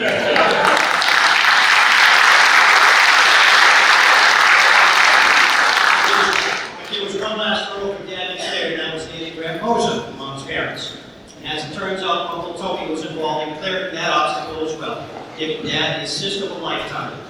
As the story goes, just as Mom was asking her parents about the possibility of going to the school dance with a senior, Uncle Tony, ever the faithful, loyal lineman, both on and off the field, stepped up to make the greatest player and chimed in, "Hey, Ma, this guy's a good guy. It's okay." And that, as they say, is the Paul Harvey of the rest of the story. Uncle Tony was not so much a brother-in-law to Dad, but really always seemed more like a third brother. The love he's always shown to Dad and our family. Thank you, Uncle Tony, for being here tonight for Dad and our family.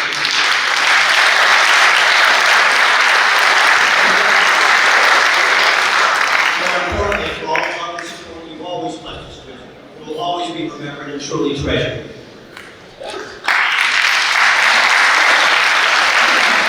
And of course, there was Dad's biggest cheerleader and teammate for all time, our mom, Marion Moser. As she was going back then when Mom and Dad became high school sweethearts at Clinton High School in the early 1950s. I truly believe that there are Hall of Fame for cheerleaders. Mom would be an absolute unanimous first ballot inductee. Throughout our lifetime, and much to Dad's delight when he was with us, Mom always has been and continues to be the biggest cheerleader for Dad. And just as special, to the benefit of myself and my siblings and our extended family, Mom and Dad are the ultimate Hall of Fame high school sweethearts, who segue seemingly effortlessly into husband and wife and teammates for life. And all who have been lucky enough to know them are better for it. And although they chose to raise their family in nearby Franklin, Massachusetts, Clinton always remained near and dear to Dad's and Mom's hearts. The love Dad felt for the close-knit community of this small town and the relationships that he created here positively impacted Dad for his entire life. And he was proud to be a Clintonian, where you can take a kid out of Clinton, where you can never take Clinton out of a kid. In closing, I know Dad would be sure to thank God. He thanked God for all we had this night because he knew that simply everything was a gift from God. And Dad certainly was God's gift to us. In my humble opinion, God had a great day when he created Dad. Simply put, Dad was the natural in everything he did. The ultimate student athlete, multiple National Honor Society award winner, 3-sport athlete, football, basketball, baseball, multiple team captain, electrical engineer, sense of humor with a comedic flair that made people cry with laughter. And just like true professionals do, he did everything in life seemingly effortlessly. We Kerrigans have a family tradition that we've shared every year on November 10th, Paul Kerrigan Day, always championed so beautifully by Mom. On that day, we give a shout and toast to Dad. Paul Kerrigan Day came to being November 10th, 1956, the day of Dad's final collegiate game at WBI. For the record, for all you weather geeks like myself, it was the coldest November 10th ever in the city of Worcester, a high of 17 degrees. You can look it up, the record still stands. One of my favorite pictures of Dad shows him standing in midfield on the frozen tundra of Alumni Field that day during halftime ceremonies. That day, despite the brutal conditions, a contingent of Clinton faithful, including town fathers, politicians, cheerleaders, family, and friends, made a trek to Worcester to celebrate one of their own favorite sons one final time on the gridiron.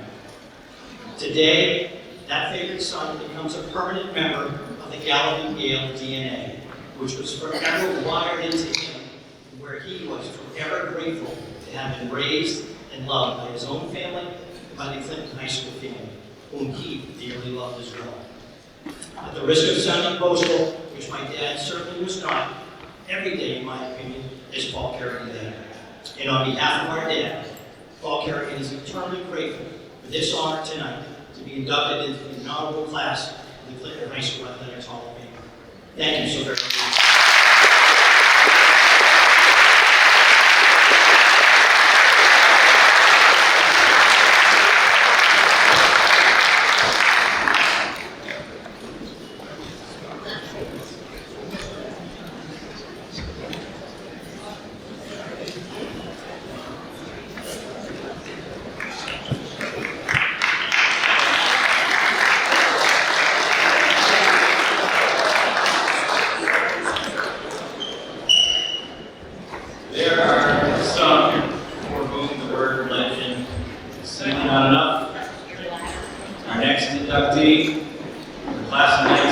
10.11.25, Coach Bernie Godhead.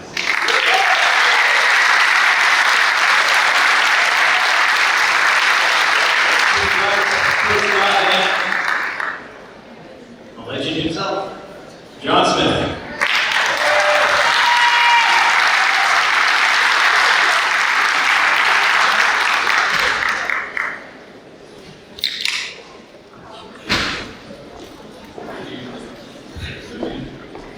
Good evening. Good evening. Are we all set now? All right, before I begin, I need to take this platform. If Maureen DePaul is still here, I want to personally thank you. Thank you for sharing your father with Clinton. Coach Cataldi is not only responsible for being a huge part of our creating our winning culture in Clinton athletes, but he showed me as a child, as a teen, and as a grown man, time and time again, how to find the self-worth of each individual student he crossed paths with talent or no talent. He found self-worth in me at a time when I did not think I mattered. I have tried my hardest to continue to reinvest those values in everything that I'm involved with, and I am forever grateful that I played for him and to be acknowledged as part of his football coaching tree, along with my mentors, Coach Gannon, Coach Constantino, and Coach Vanez. Nobody received an education in coaching like me. If there was ever a Hall of Fame of Clinton gentlemen, no doubt Coach Cataldi would be the Babe Ruth of our town.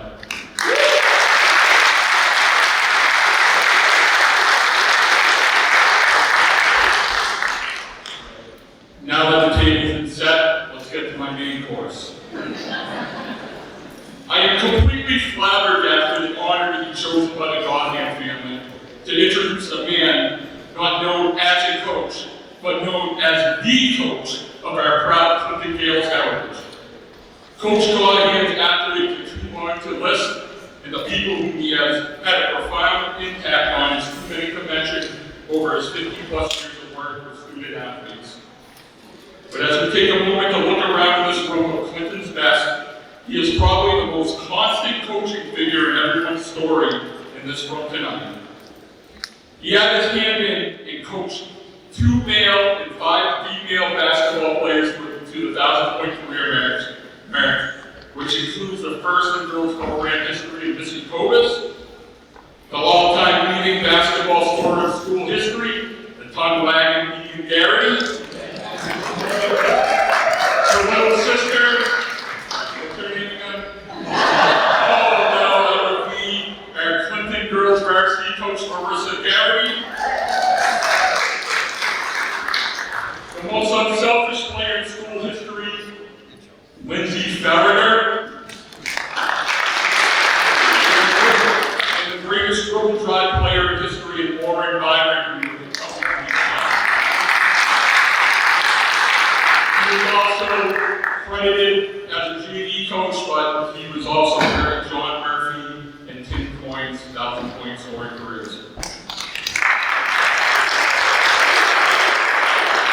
He coached many track legends and cross-country teams to district titles, even though Clinton never really had any sort of track facility before the current high school was built. He mentored Brian Kelly, a former head coach of Notre Dame football and current head coach of Louisiana State University football team. What an accomplishment that must be. He coached arguably the best baseball player in our school history, Jack Sawyer, who was drafted in the 10th round by the Oakland Athletics. And he also led our town of Clinton to the 1993 Baseball District 2 State Championship. But he was never prouder to end his prestigious coaching career of 15-plus years by pacing the sidelines one last season as the Chopsit Middle School girls basketball team head coach in Sterling, which gave him the opportunity to coach his pride, his grandmother.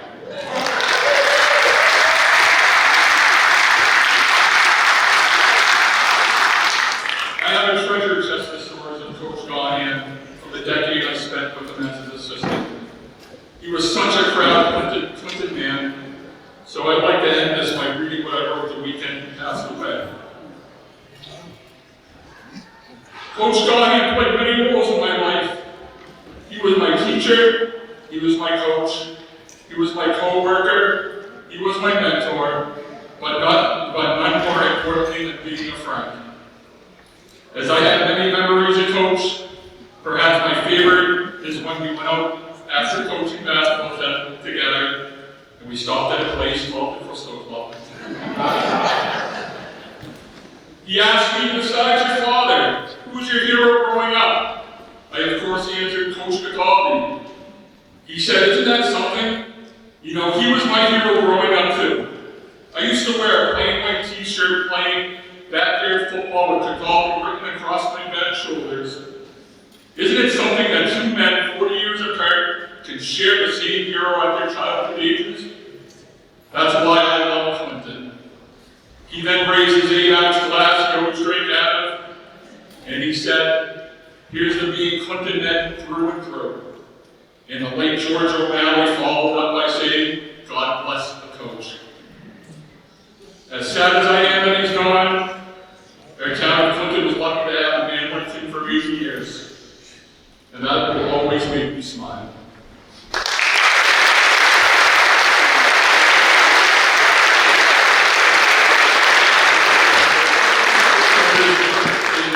Great pride to ask Coach Gahan to my hand and his daughter Nancy to the stage to inscribe the coach of Clinton, Bernie Gahan, to the Clinton Athletics Hall of Fame.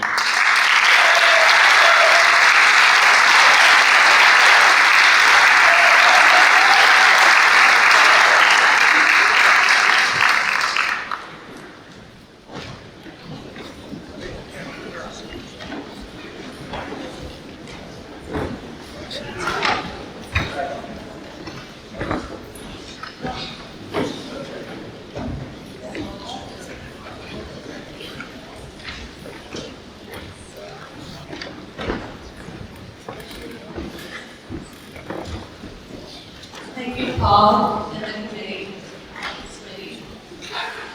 I will try to keep it short, but these are some big shoes to fill. I would like to start by congratulating all the other athletes, teams, and coaches that are being inducted into the Clinton High School Hall of Fame tonight. It is truly an honor that our father is included in the celebration of the Gale's most prolific and successful athletes and coaches tonight. He coached for decades, leading hundreds of student athletes in many different sports.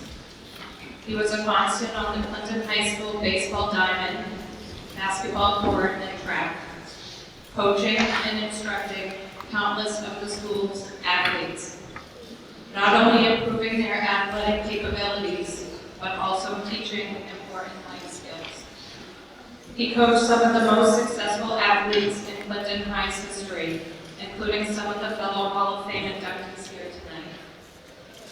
And he was also at the helm for some of the Clinton's most historic sports achievements, including leading the 1993 baseball team to the state title, and coaching several basketball players to the 1,000-point scoring club.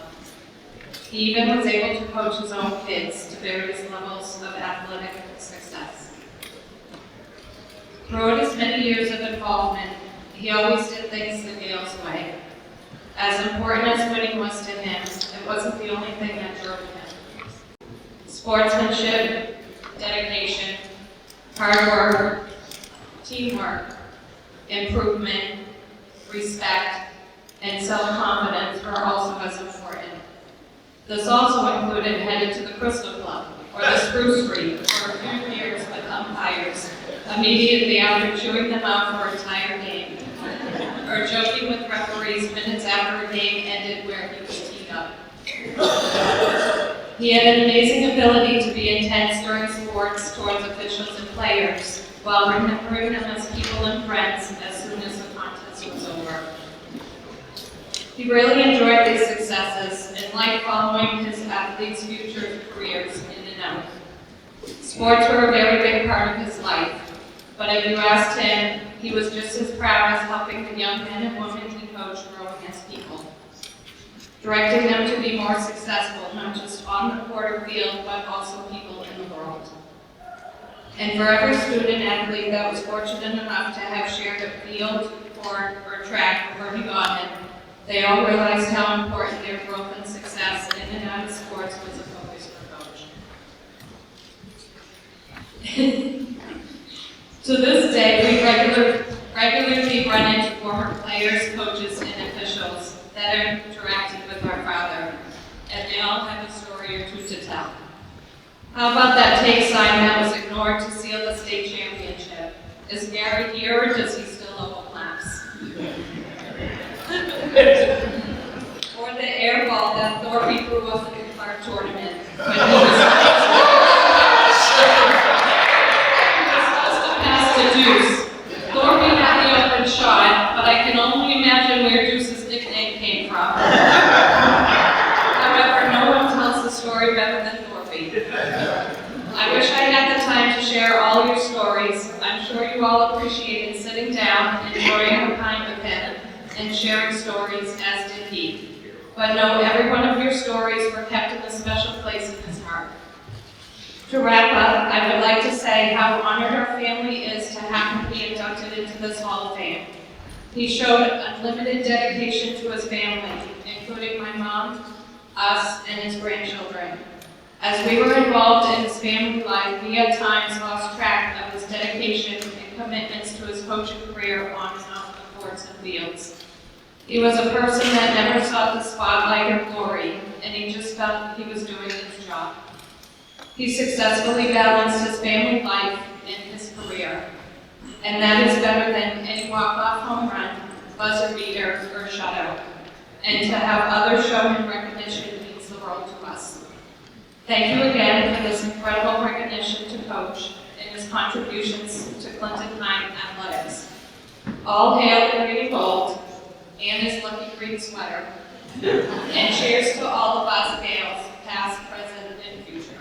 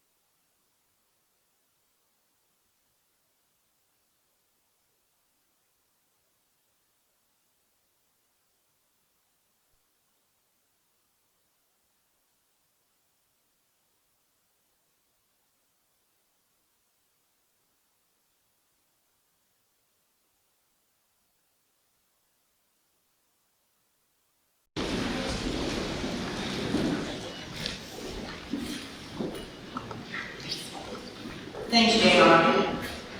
He was raised a chieftain, but we all know he's part of it.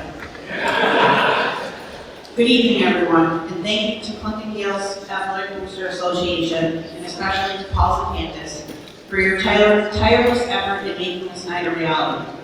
Thank you also to everyone involved in inducting my dad into the inaugural class of the Clinton High Gales Athletic Hall of Fame.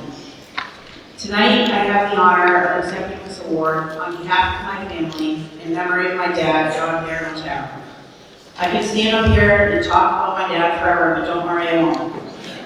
The lessons he taught me, the values he lived by, and the example he set are clear. What matters most isn't just remembering him, but showing how those lessons live on. My brothers and I were fortunate enough to inherit his values, his passion for being a Gale, and now I try to instill those same lessons in the Gales I am lucky enough to coach. When I see current Gales embrace the culture he loved, a piece of him lives on for them. That's how I fight to keep his legacy alive, even when others don't fully understand. Upholding values like loyalty, selflessness, and heart wasn't just a philosophy for my dad, it was a way of life. He demonstrated that character transcends the game. He would tell me it's not what you get from being an athlete, it's what you give back that truly matters. In today's world, where outcomes are often prioritized over principles, I strive to honor that belief. It isn't always easy in a culture shaped by social media, scrutiny, and relentless pursuit of success. Teaching those values can oftentimes feel like an uphill battle. But I believe that we can have both. We can honor the past while embracing the present. The greatest thing we can do for a Gale is help them genuinely love what being a Gale represents. To selflessly pour themselves into their team and fight until the very end. That's what my father believed in, and that is how we honor him.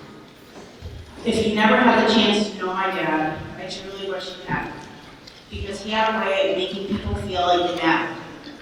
Tonight, as we honor him, I want to share why he's so deserving. Yes, he was an incredible athlete, a football stand-up, a track star, and in his senior year, unanimously chosen as the sole captain of the football team. But what made him unforgettable wasn't just his athletic ability alone. It was his character, his heart, and the love and pride he carried to this town and people in it. He was one of the most humble people I've ever known. Many of his athletic stories and successes weren't ones he told. I learned about him only after he passed. It wasn't until about 10 years ago that my brothers and I discovered he had turned down multiple Division I football offers, including one from Marshall University. That choice took on deep meaning over time. Had he accepted, he would have been a sophomore in 1970, the year the plane crashed that claimed the lives of the Thunder and Hurricane. It's humbling to think about how close he came to a different fate. But he stayed in the town he loved, with the people that he cared about most, especially my mom. He lived and died a Gale, rooted in family and deep community traditions. Another memory my mom recently shared takes us back to the fall of 1999. Just after the final whistle blew at the Thanksgiving football game against Maynard at Ford Field. While most fans hurried to begin their holiday traditions, my parents stayed back. My mother, cold and anxious, asked, "What are we doing? Why are we leaving?" Standing across from the clubhouse, my dad pointed toward the field and said simply, "That's why." He was watching as the last Gales player, J.P. Pecky, walked off the field, marking the symbolic closing of one chapter before the Gales moved their home field to the Clinton Gales Athletic Complex the next season. That willingness to wait, to pay attention to details many might miss, that was him. He recognized that meaning resides not only in victories, but in the quiet moments that follow them. Long after his playing days ended, my dad remained a Gale in every sense. He never missed a Friday night game. His last one was on September 26, 2003. That night, he sat on the sidelines, cheering on the Gales and capturing memories with his camera in hand. Over the years, hundreds of athletes received photos from him, allowing them to cherish their time in green and gold. I'm sure some of you still have those tucked away, reminders of a man whose love for his community never wavered. His commitment wasn't just about showing up, it was about being present in every moment. There are nights we'd arrive at a Gales football game before the team even got off the bus. That's how dedicated he was to being early. Back when the high school was on Church Street, we could hear the marching band from home. That was our cue to hurry to the station wagon because if we got stuck behind the band, Dad said that we were late. He never wanted to trail behind any procession, and leaving early for a game at Fuller Field almost ensured that we would get him back in the parking spot. He celebrated generations of Gales, longtime teammate and Hall of Fame inductee, Cully Neves, Missy Colbus, Zach Sawyer, Megan Garrity, and the 1993 state championship baseball team, all honored tonight. He was present for every moment, snapping Coach Vitale's exits after Super Bowl wins, and photographing Coach Hawkins shaking Zach's hand at the historic Ford Field. Every image affirming his pride in Clinton, and in every Gale he wore the knee. He was a family man. His love for the game and the lessons he taught echoed in our family, keeping the spirit alive. We inherited his passion for being a Gale, his love for Clinton, and of course, his vocal disdain for the shoulder. In true Bear fashion, he once made us all take a family photo dressed in green and gold to send to the Domex for Christmas, just to start the fun. Now, years later, my brother Jeff married a chief, and my husband coaches Harley Shore. I can only imagine Dad rolling over his grave, honoring Jeff. You've got some explaining to do. And I don't even want to guess what he'd say to me. Let's just say that the rivalry will continue to live on. He believed in sportsmanship above all, respect for his teammates, coaches, opponents, humility in victory, and grace in defeat. Greatness to him wasn't measured by stats or trophies, but by the lives we touch, the hearts we lift, and the spirit that you leave behind. Clinton Athletics wasn't just a chapter of his life, it was the story he lived and shared. Tonight, we don't just honor his past, we carry forward his legacy. In every cheer, every huddle, every photo, every game where a player digs deeper for their team, my dad lives on. Alex Warren once said that people die twice. They die when they die, and they die when you stop telling their story. My dad's story will never be silenced, because as long as we remember him and share his legacy, he lives on. That's my dad, a legend. Not just for what he did on the field, but for how he made everyone around him feel awesome. On behalf of my mother, my brothers, and myself, and the rest of our family, thank you again for recognizing a man who truly left an impact on all of us. Not just as a father or a company, but as a true Gale. One who lived and breathed loyalty, heart, and pride in Clinton Athletics. Thank you, and as always,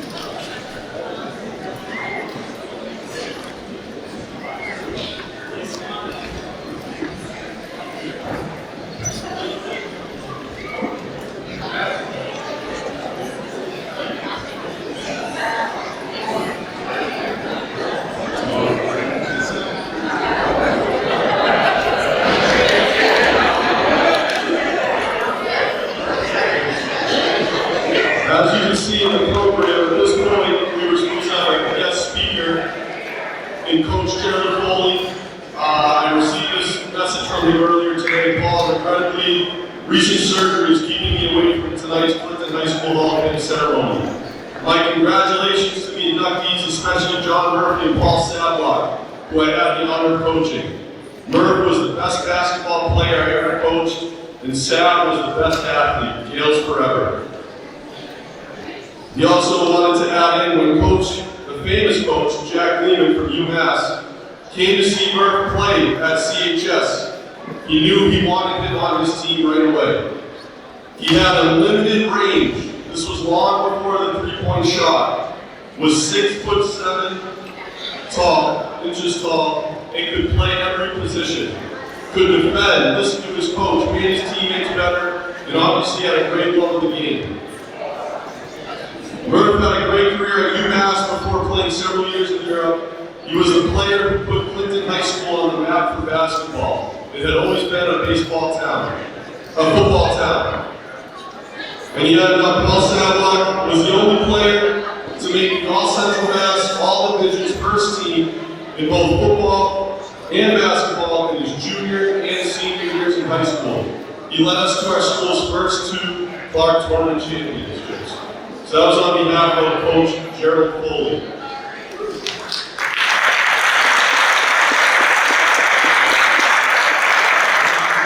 As I'm sure Coach Foley will tell us, going into triple overtime like we're doing here tonight, so hang in there and play tough. At this point, I'd like to next bring up to the stage Marty Murphy, who will be inducting his brother, the legend John Murphy.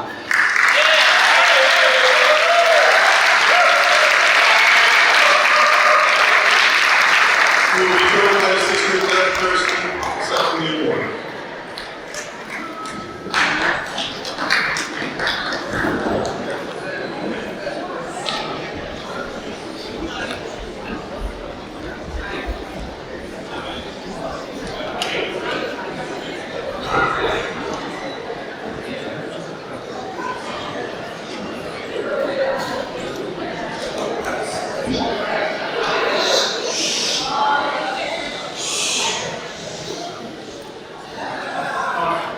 Fonnie, can you hear me? Can you hear me, Fonnie? On behalf of my entire family, I'd like to start by thanking the CHS Booster and Hall of Fame Selection Committee for inducting John into the Hall. I would also like to thank the town of Clinton and the many of you who are here tonight for all the love and support you have shown our family in John's memory through the years.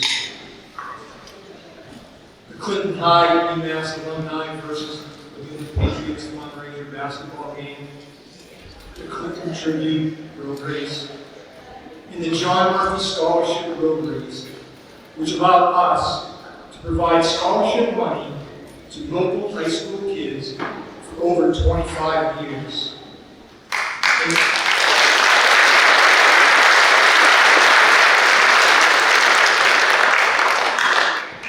And now this induction. Wow. You know, I recall at one of the Murphy road races at my folks' house on Greeley Hill, I was having a beer with John's UMass coach, Jack Beeman. Not to call Jerry a liar, Paul just told the story, but I said, Coach, do you remember the first time you saw John play in high school? He said, Marty, I do. And my assistant coach, who was scouting him, kept telling me I had to go to Clinton to see this Murphy kid play. Now, I grew up in Somerville, so it was like, where the hell is Clinton? So one night I made the ride from Amherst to Clinton to see John play. I don't recall who the game was against, but the other team was pressing. I watched John dribble between his legs, around his back, up the court through traffic, make pinpoint passes to teammates, and shoot 20 to 25-foot jumpers all night. I remember driving back to Amherst and immediately calling my assistant coach. He asked me, Coach, what did you think of Murphy? Jack said, what do I think? What do I think? Why did you send me to Clinton? You sent me to Clinton to scout a 6'8" point guard? What the hell am I going to do with a 6'8" point guard? Jack went on that winter, and the more and more I watched your brother play, the more and more I fell in love with him. And the more I was convinced we could build a team around him. Then Coach Neiman went on to say, Marty, think about this. Your brother scored 1,060 points in high school and 1,180 384 points in 3 years of college, all without the benefit of the three-point line. Can you imagine what his numbers would have been like if he had the line? As my mom Helen would always say, John had a smooth outside shot. It was his cup of tea.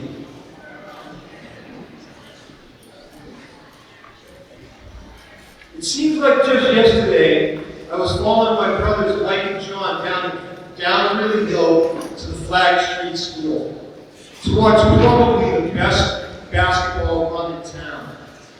Mike, John, my cousin John Gibbons, Phil Wagner, Bob Bonsi, Joe Daniels, Kelly McGowan, Norman Chabray, Gilligan Halloran, Jay Salty, Tubbsy Lavelle.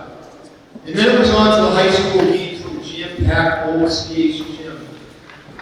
Watching Kid Google's uncle lead the crowd in cheers. And of course, Tarzan doing handstands.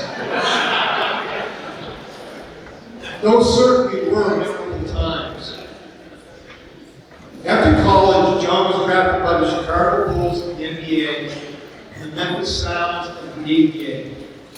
But he instead decided to go to Newlange, France, and play professional basketball overseas. I can tell you, as a great a ball player as John was, he was even a better person and brother.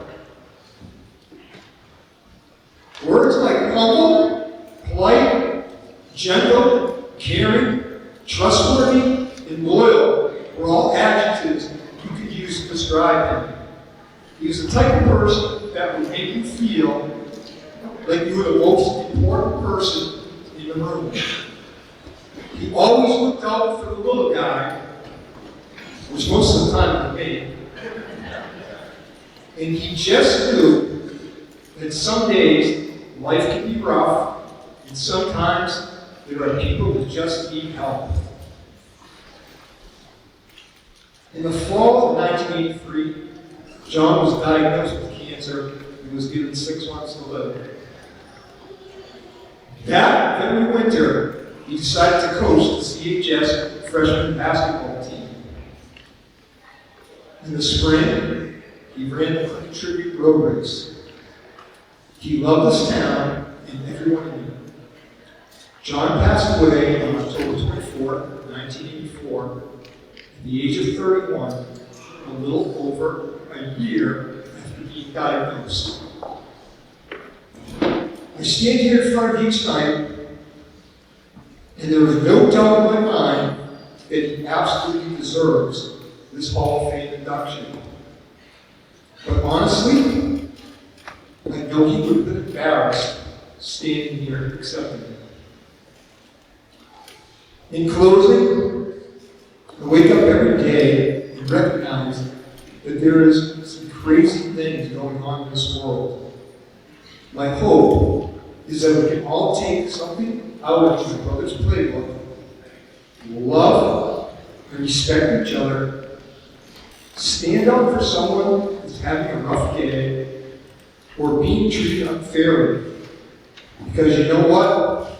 Sometimes there are people that just need our help. Thank you very much.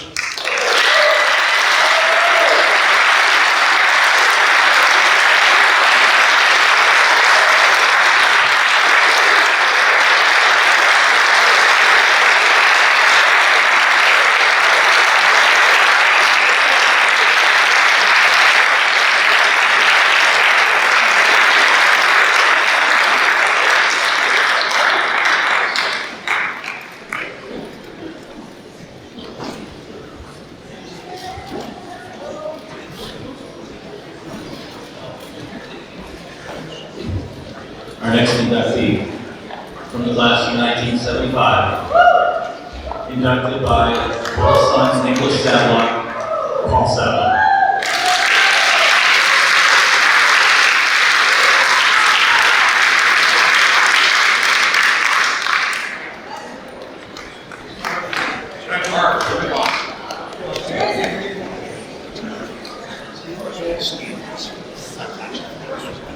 Yeah!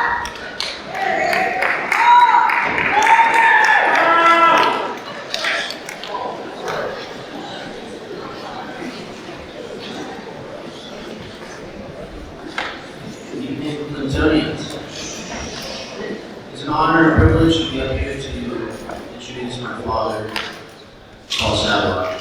We're surrounded by family and friends here. Kim, Kevin, Carly, my cousin, my brother-in-law Barry, Julia, their beautiful son that they just had almost a year ago, little Charlie man. And I've been sitting here all night. It's been just honestly fantastic and amazing to hear all the fantastic speakers and the way that this high school has had a way of just bringing people together. And you know, I'm truly blessed to be up here. I'm so proud of my father, the legacy that he built, and I work with him now back in LA for industrial real estate, and I love being here. It's been a while since I've been back to Clinton, but seeing everyone out here, it's been honestly just a fantastic night. I hope that Paul's got a better speech than I do. So, I really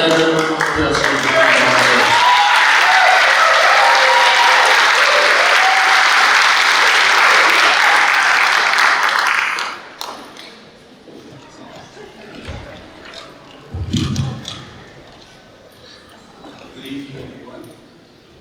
Doesn't sound like it's coming out right. Can you hear me?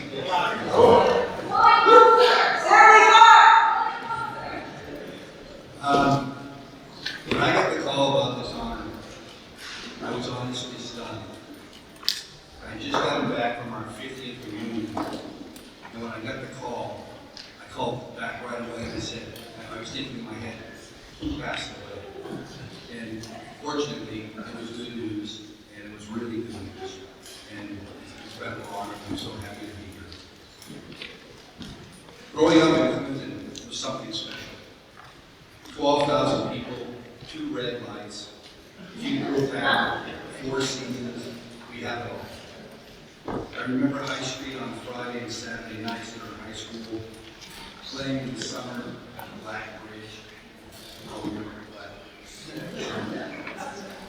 Parties at the depot, working cornfield, that was always a big decision on the weekend. And all of this was our way of learning to get along. Clinton is a great place to grow, and an even better place to learn about hard work, community. We've heard that all night from everybody who's spoken about how everybody feels so wonderful that they grew up in Clinton, how it's a family, it truly is a family. And I was talking to Julie Lang earlier, and the names that you hear going back, I guess it's 50 years, it's all the names that I heard growing up. It's like family, generation after generation after generation.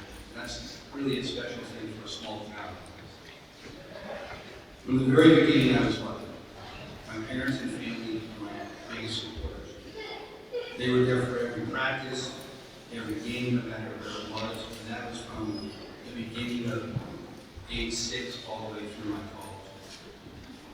And no matter what, they believed in me. But they did not push me. They let me learn how to do that on my own. And I found that it's weird being a father, and I did not do this to my son, but a lot of parents today push their kids to do what they want them to do. And in my case, I did it on my own. I don't know why that worked out that way. They were there to support me, but they didn't push me to doing anything other than what I did. And again, that's 55 years. One of the biggest turning points early on was maybe a little shocking. It's not shocking. It was when the Holy Rosary put up a basket on Oak Street across the street from where I grew up at 77 Oak Street. And that was when all of a sudden the light went on. For some reason, I just loved basketball. That hoop became my hope. Summers, winters, freezing winter nights. And I love to tell the story of my mom who's over here will remember the night I did. We had just had a snowstorm with about 8 inches of snow, but I wanted to go shoot. So I put my gloves on, took the shovel across the street, shoveled the court, put a step ladder out, put a flashlight on top of it, lit the backboard, and I shot from as long as I could until I froze. But, you know, I thought, one night, I'll be in a snowstorm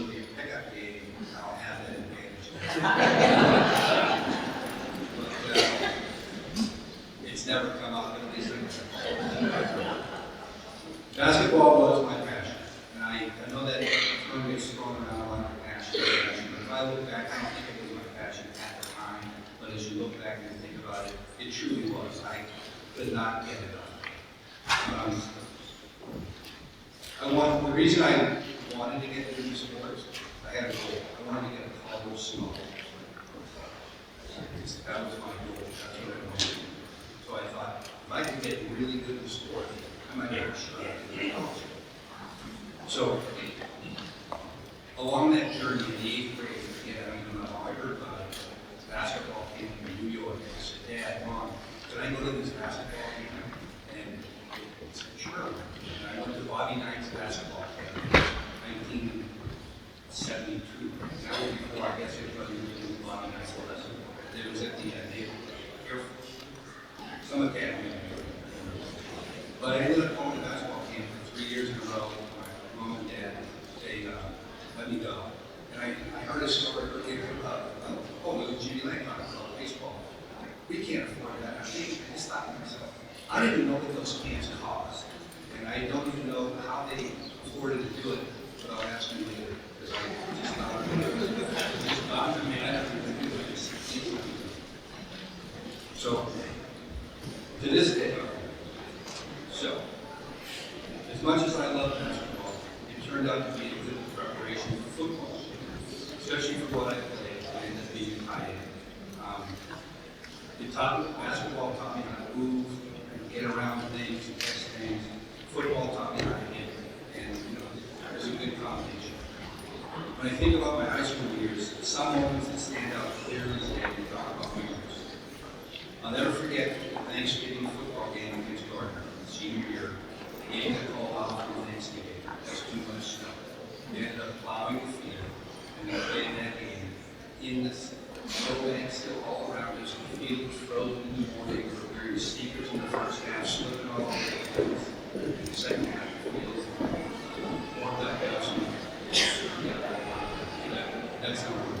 Number two is, I just realized this alarm tournament. I didn't realize that was the first time I ever won a alarm tournament in high school in history. And I guess it was 2 years ago. But I'm telling you, the whole town was tournaments. The gym was packed, it was tight to the court, and the noise was just crazy. And I'm telling you, as much as the team did what they had to do in the game, the fans, with the fans, did a lot of push-ups that was too much. So thank you, and I appreciate it. So when it came time to think about college, I had no idea where to start. I applied to UMass, URI, UConn, and those are the colleges I thought I could get a scholarship. I thought I could apply for a scholarship. So I did it each one. And was fortunate enough to get scholarships for both basketball and football for all of them. Now back then, I didn't have any money to do fun weekend trips around Clinton. So visiting colleges was a great opportunity to check out other places and really have fun. As Clinton people know, we know how to have fun. So in a college atmosphere, being a high school kid, it was a really eye-opening experience. I think I set a record for most campus sports in one spring. And one day I got called down to the principal's office, which is usually not a good sign, but in this time it was. The Harvard coaches were in the office, and they wanted me to visit and apply this week. This was not on my list. I did never even entered my mind, but they came down and I thought, another week. So then all of a sudden, Princeton, Columbia, and Dartmouth approached me as well. I went on those trips as well, and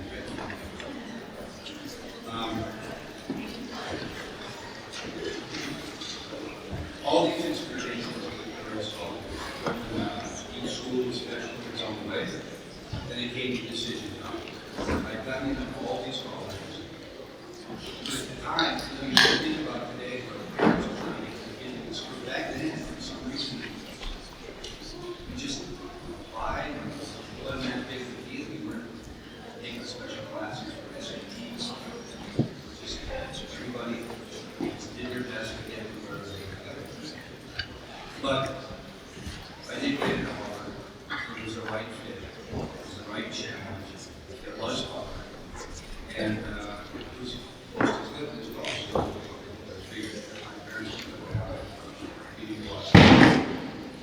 I chose football over basketball.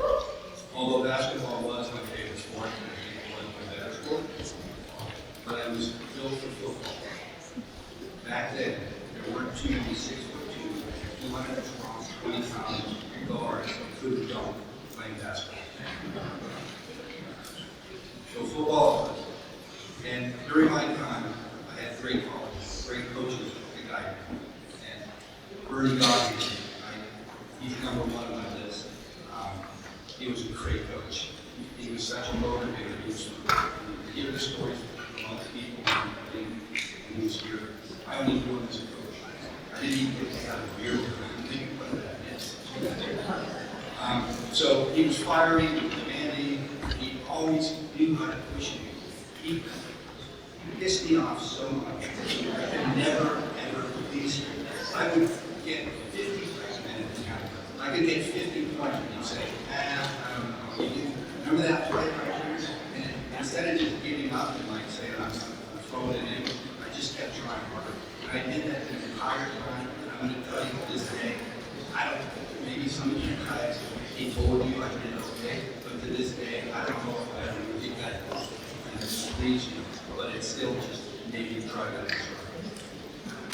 Football coach, tough, disciplined, fair, straight down the line. But he believed in me and he let me do everything on the field because I was fun. If we elected to kick off first, I'd kick off, then I'd play defense, then I'd play offense. And if we punted or we scored a touchdown, I'd kick the punt or I'd take the extra point. I never left the field. He was great. At the end of the game, I never left the field. He was such a great. And Coach Jerry, I was really happy to be here tonight. He was a great coach. He was a thinker, smart guy, kind of a different type of coach that I've ever seen, so much cerebral teacher. He helped me slow my game down. I don't know if any of you guys remember me playing, but I just had one speed that was 150 miles an hour, slacking, knocking people over. That's how I played. He taught me how to slow my game down and be a little more strategic about what I did. But in basketball, I was a lot of combo. I was too big to be covered by a small guy, and too fast to be covered by a big guy. So I kind of had this kind of high school combo. These coaches, along with my teachers and teammates, lasted for long years. After college, as I loved Clinton, I was ready for a little more sunshine and better weather. Both of them were. But back in the days, whatever the $500 food bill could start, and they had to invest a lot of people. In 1980, he started working in industrial real estate, and I've been in that field ever since. That's 35 years later, and that's what I mentioned. I had the pleasure of working with you. I'm really glad that the partnership we did together. It's been a great life. Happy to hear of a wonderful woman and mother, Isabel Brewster. Isabel, and I'm blessed with 3 wonderful days.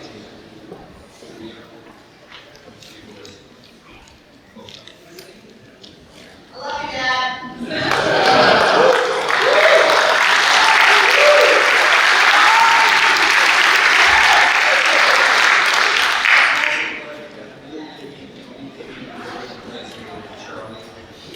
Interestingly, he's got Barry, Charles, Roby, 17. And we're at Jamestown, 7. So, I'll just say they're all here. And, my dad, Stanley, I'm sure a lot of you guys remember him. He passed away about 2 years ago. I'm lucky I didn't hear about it, unfortunately. But hopefully he's looking down and hopefully he's happy. So, I finally accomplished my goal at Indian College. It wasn't just a personal victory. And I say this from my heart. It was a collision. My parents were sacrificed, coaches, classmates, and friends who never stopped being a positive influence. That's what makes tonight so meaningful. This honor just isn't about what I achieved, it's about what our town and the people around me that they lost. To everyone here, my family, coaches, classmates, folks who are Clinton, thank you for giving roots, values, and lessons that you our life. To the young athletes out there, you don't have to come from a big city and dream big. You just have to come from a place that believes in you and have a goal.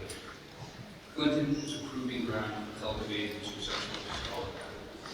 Thank you for high school, this incredible honor, and for giving me a lifetime of proud of saying, I'm from Cleveland.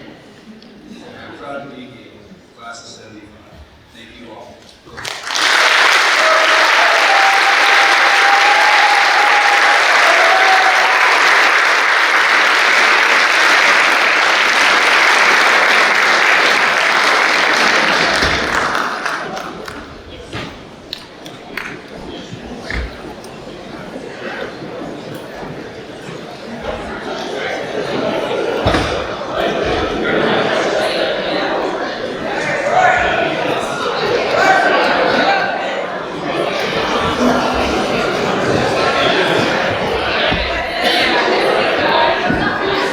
I'm told that last After college, as much as I love Clinton, I was ready for a little more sunshine and better weather. Both of them were. But back in the days, I wrote out my $500 food bill, good smart, and had invested a lot of it. In 1980, we started working in industrial real estate, and I've been in that field ever since. That's 35 years later. And as my son mentioned, I have the pleasure of working with you. I'm really delighted that the partnership we did together last year. It's been a great life. Happy to hear of a wonderful woman and mother who's out this trip. Is it all? And I'm blessed with 3 wonderful kids.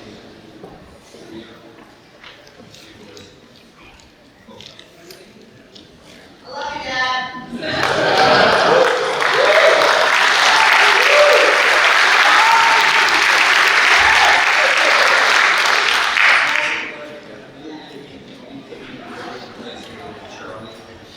Interestingly, he's Barry Charles Roby 17.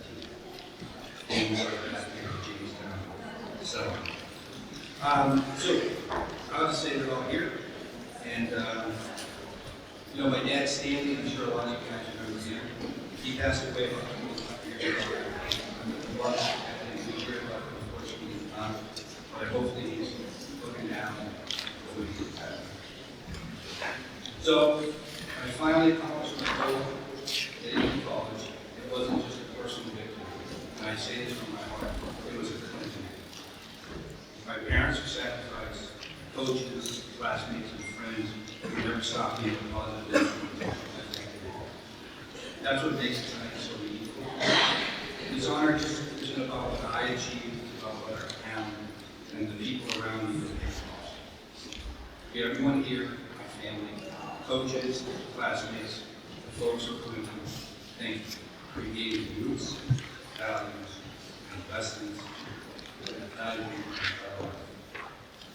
To the young athletes out there, you don't have to come from a big city and dream big. You just have to come from a place that believes in you and have a hope. Clinton is a proving ground for cultivating successful scholars. Thank you, Clinton High School, for this incredible honor, and for giving me a lifetime of proud of saying, I'm from Cleveland. I'm proud to be a class of 75. Thank you all.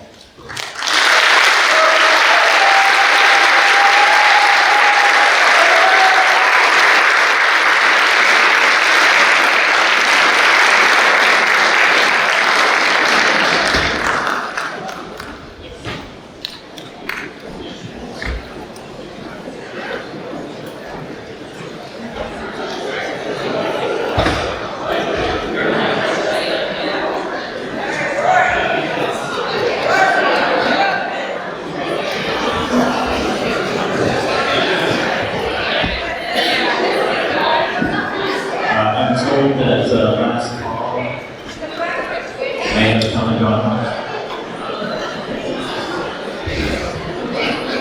Our next inductee. Hold that thought.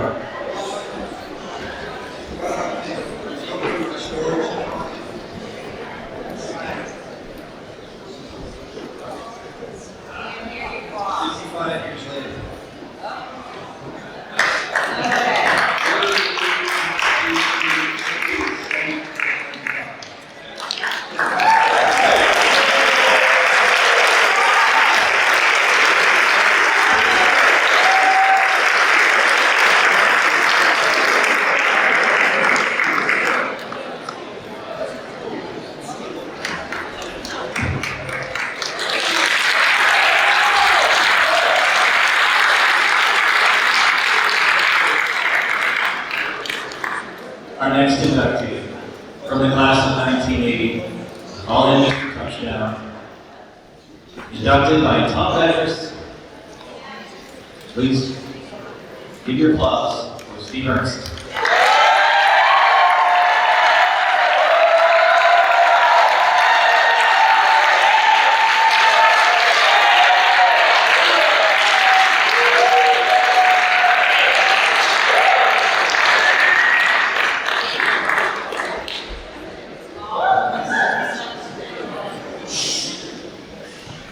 Okay, pressure's on. Keep it brief, Joel says. I'll do my best. I do want to take a second to recognize the first Clinton High School Athletic Hall of Fame back-to-back inductees from Clinton, Massachusetts athletes, Harvard University graduates.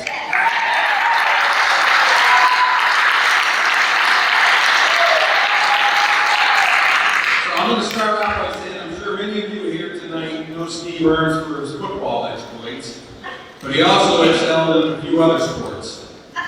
He was in the starting lineup for the Clinton High hockey team, both his freshman and sophomore years. But when, yes, Clinton High had a hockey team. But when the football recruiters showed up in the fall of his junior year, his father, Bud, took his skates away, and that was the end of that.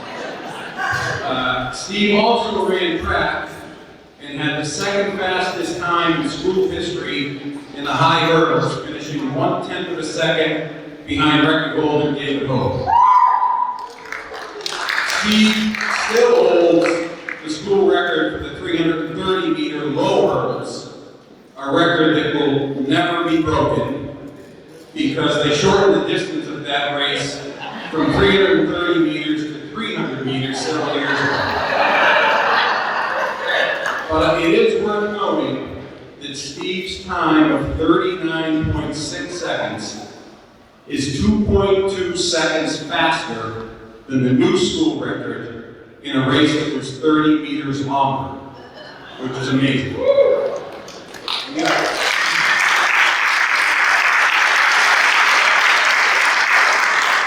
He also threw the javelin and was a District 3 champion his senior year, which qualified him for the state meet.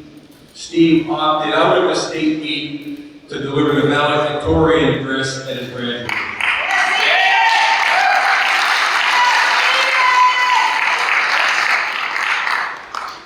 Steve was a sophomore my senior year, and against Mead on the very first play of our season, he caught a pass for a 50-yard gain. It's kind of unusual for us to throw on first down, as you all know, but we did. Steve always reminds me that the 1982 Harvard-Yale game featured a remarkable moment in sibling sports history. Both Mike and Steve scored touchdowns for Harvard, making him the first and only brother tandem to ever do so in that storied rivalry that began in 1875.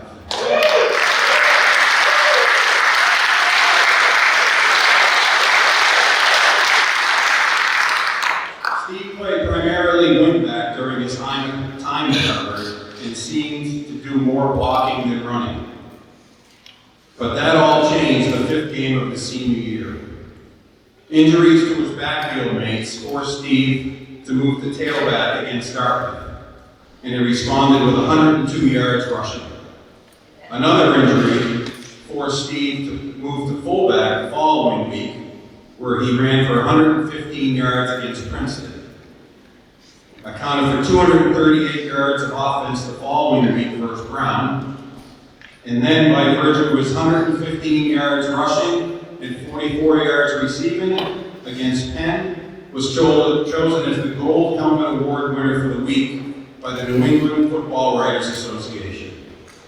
And finally, Steve rushed for 116 yards and scored the winning touchdown against Yale in the 100th edition of the game. So, after changing positions, Steve exceeded 100 yards rushing in 5 of his last 6 games of his career. He was named first team All-Ivy League and received the Henry Greeley Crocker Award as team MVP voted by his teammates and coaches. Harvard head coach Joe Resnick put it simply, Steve earns. He's a winner. And Steve's position coach, Larry Glick, said, Steven fit the mold in all categories. That's a rare bat. Rare indeed. I'm happy to introduce the ideal running back, Steve Earns.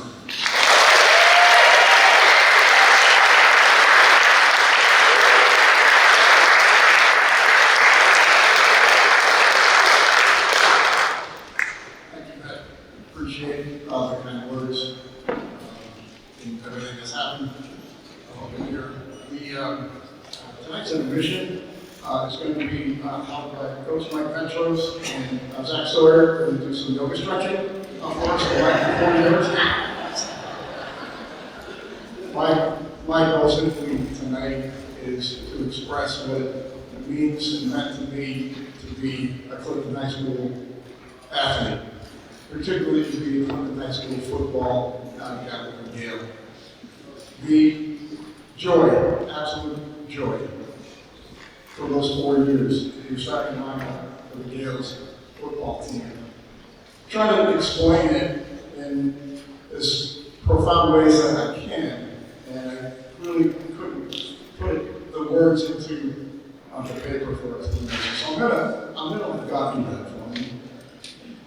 In the last book of the New Testament, God told the minor prophet Malachi these words. He said, "But for you who fear my name, the Son of Righteousness shall rise with healing in its wings." And here we go. "And you will be free, leaping with joy like calves led out to the pasture." Joy. Asking a running back in the season of the late 70s on what it meant to run behind the front line that existed in Clinton High School football, uniquely during those years. The 1982 Harvard-Yale game featured a remarkable moment in sibling sports history.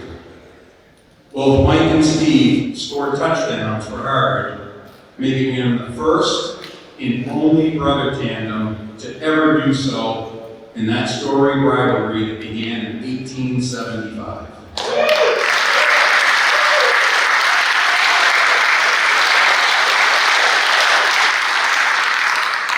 Steve played primarily wingback during his time at Harvard and seemed to do more blocking than running. But that all changed the 5th game of his senior year.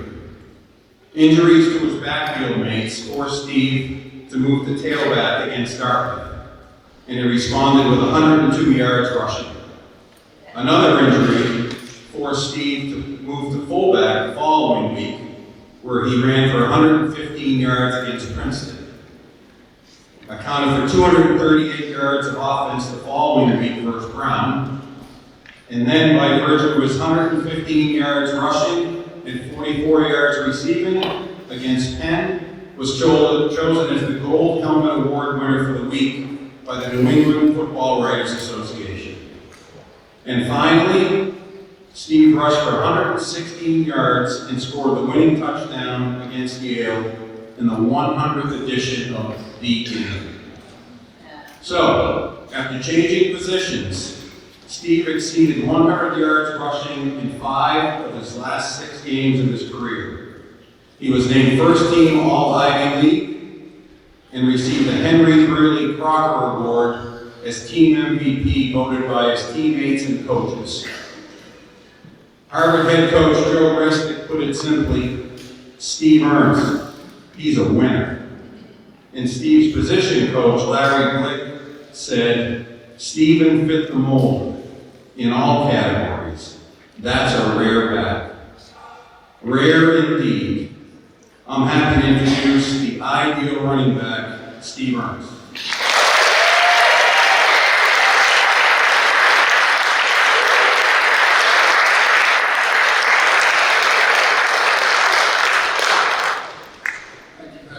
Appreciate the kind words and everything that's happened over here.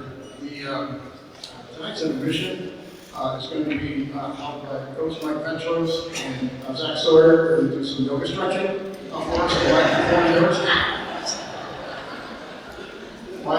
My goal simply tonight is express what it means and meant to me to be a Clinton High School athlete, particularly to be a Clinton High School football non-Catholic Yale. The joy, absolute joy, for those 4 years, you're starting lineup for the Gales football team. Try to explain it in as profound ways that I can, and I really couldn't put the words into on the paper for explanation. So I'm gonna let God do that for me.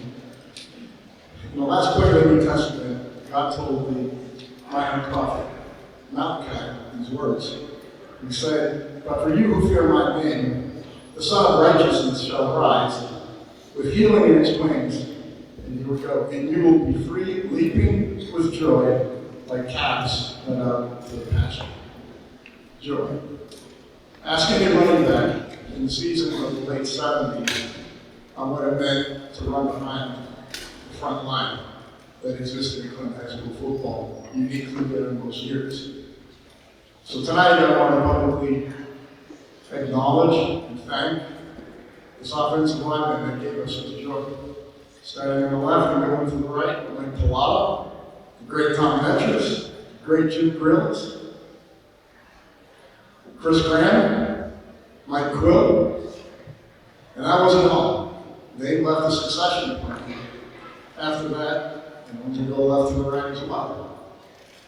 That was Jay Allen, Brian Fleetwood McDonald, George Hutchinson, Tom McKinley, Howard Osborne, the ubiquitous Pat Ball, and tight end Tom Corby O'Toole.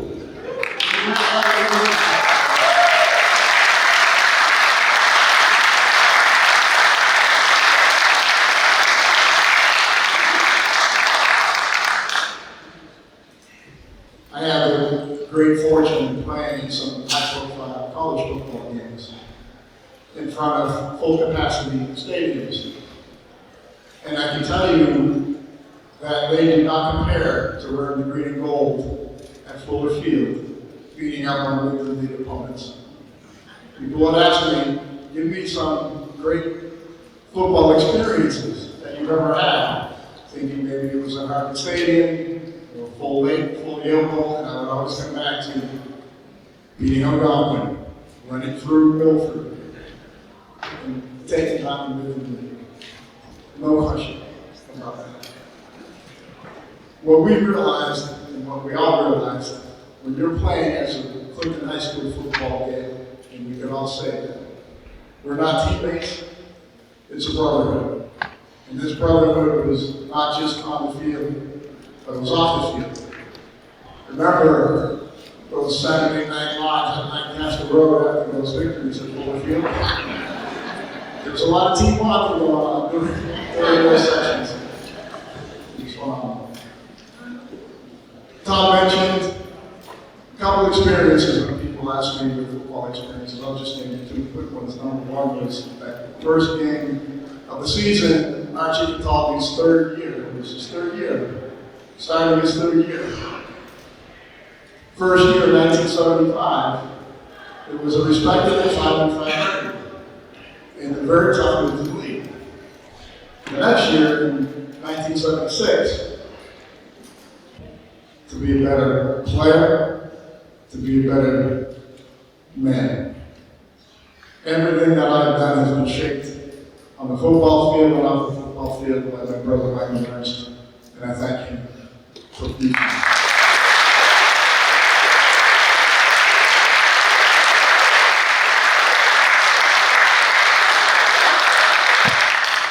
If there was ever a lesson on how we should face adversity with courage and with stamina and in Clinton fashion, never say die. That was my brother Mike, who fought ALS for 11 years and did it with a smile.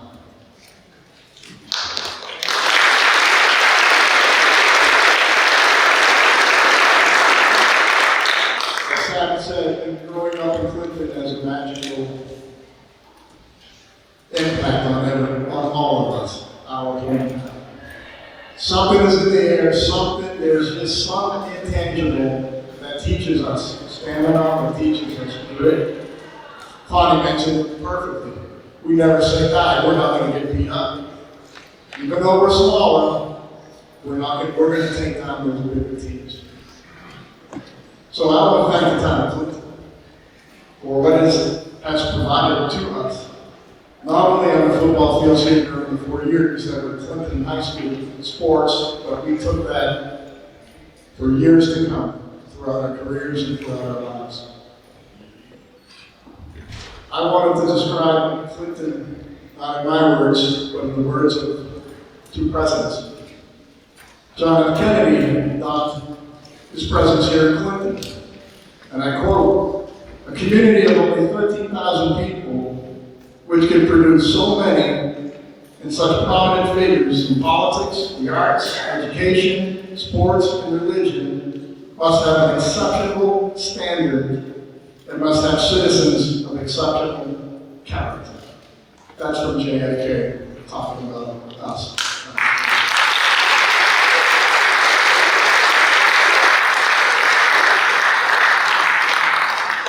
And here's another president talking about our great, extraordinary town, Jimmy Carter, who was here in 1976, probably standing at this podium. He said, "I've studied Clinton about your background and your history, about your character, of your neighborhoods, about your special problems and achievements, and the people who live here. It makes me proud to be an American." That was from Jimmy Carter.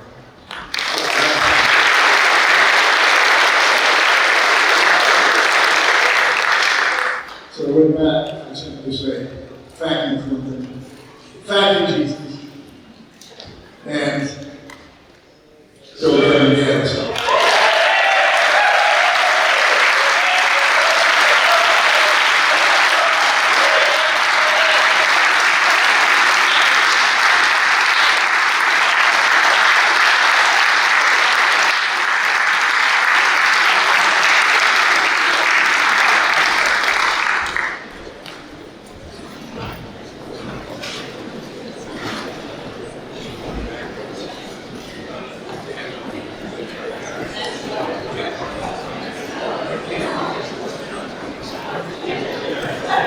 Class of 1991, our first female 1,000-point scorer. She's unable to attend tonight, but she has a teammate representing her in Jordan Gunny and her assistant softball coach under Cesar Tulio, Paul Constantino, presenting her.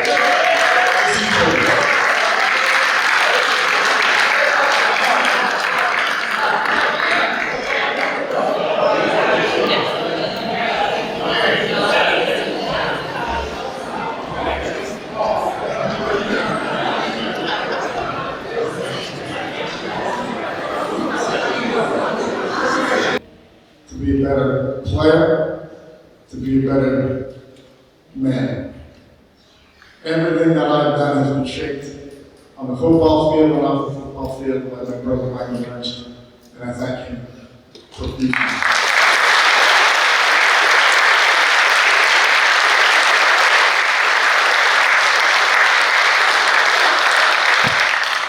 If there was ever a lesson on how we should face adversity with courage and with stamina and in Clinton fashion, never say die. That was my brother Mike, who fought ALS for 11 years and did it with a smile.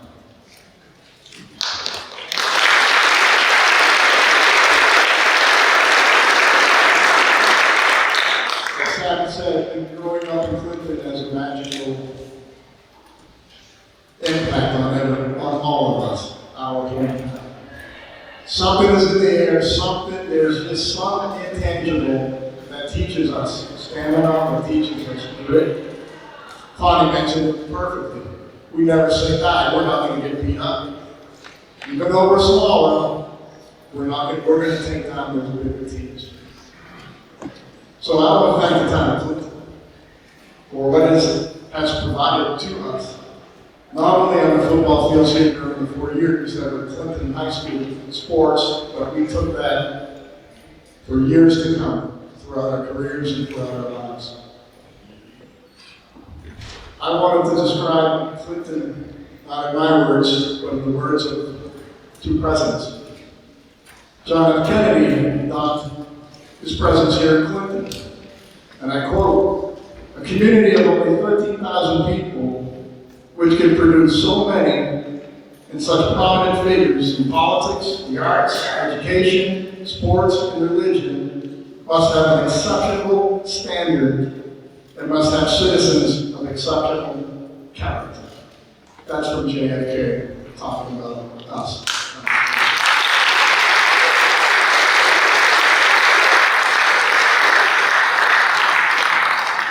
And here's another president talking about our great, extraordinary town, Jimmy Carter, who was here in 1976, probably standing at this podium. He said, "I've studied Clinton about your background and your history, about your character, of your neighborhoods, about your special problems and achievements, and the people who live here. It makes me proud to be an American." That was from Jimmy Carter.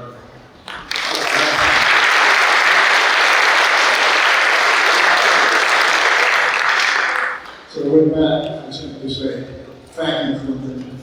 Thank you, Jesus. And go ahead and dance.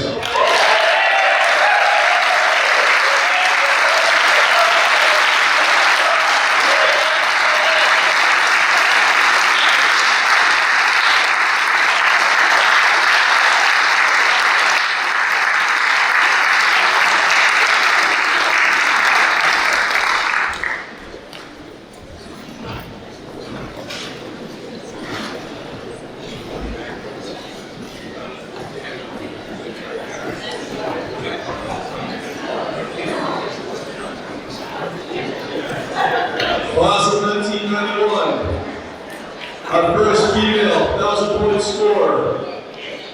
She's unable to attend tonight, but she has a teammate representing her in Joy and Gunny, and her assistant softball coach under Cesar Tulio, Paul Constantino, presenting her.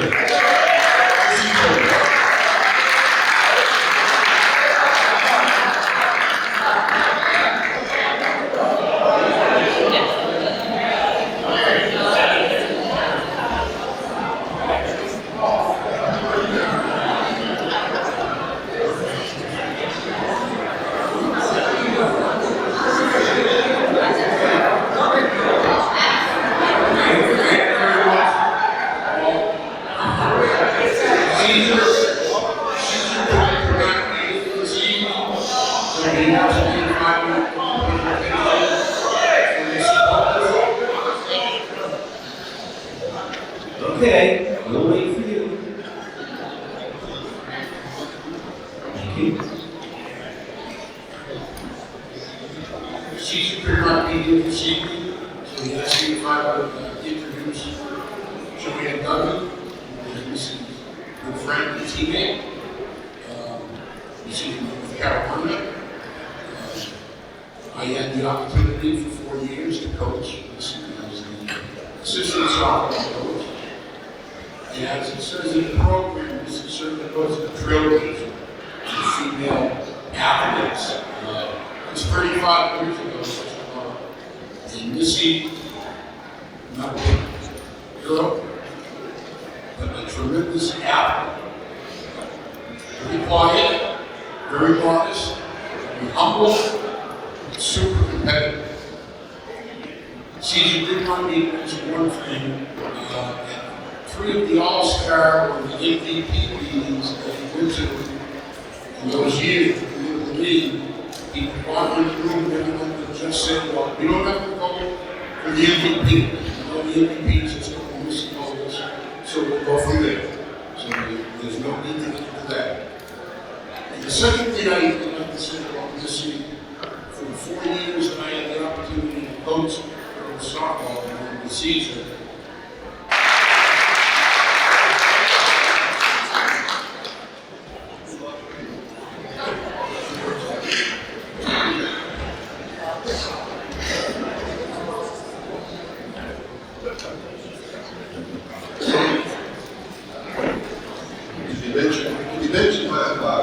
Steve Hurst made my night. Stephen, thank you. I don't even like you over there, but thank you anyways. I'm honored tonight. One and a half of my daughters in coaching Zach Sawyer called me. And he said, Coach, I've been inducted to the Hall of Fame in Clinton. I would like you to present me. And I said, Zach, I'm honored and humbled. I coached you for 3 years. I certainly know how great a football player you were, but I was not there for your baseball achievements. I know the way to get ultimate honor and credit. So you don't have to share with me. And what Zach told me at that moment resonated with me. He said, Coach, I wanted to remember as a football player who happened to play baseball along the way. And before I share my memories of Zach Sawyer, I will start by sharing a story that I wish I had told Zach. I wish he was standing here tonight so I could tell him. I'll tell the rest of you. 2 years ago, over Central Mass Safety Council where I work, I had a random conversation with a gentleman who talked about sports, of course. And I love football. And I asked him if he played high school football in the area. He said, I did. I played at St. Peter's in Worcester. And I said, what year did you play? He told me, and I said, I think we played you back then. I think I was coaching. He said, where'd you coach? I said, I was an assistant coach, line varsity coach over at Clinton. He goes, were you there when Zach Sawyer was there? I said, I certainly was. He said, if you ever see it, you know when my head still hurts? Or when he hit me? He proceeded to tell me the story. He was playing linebacker. And I believe he must have been throwing the pole when Zach must be coming backside tackle the trap. I think it was 621. He told me he saw Zach at the last moment. He was knocked unconscious. His parents came on the field.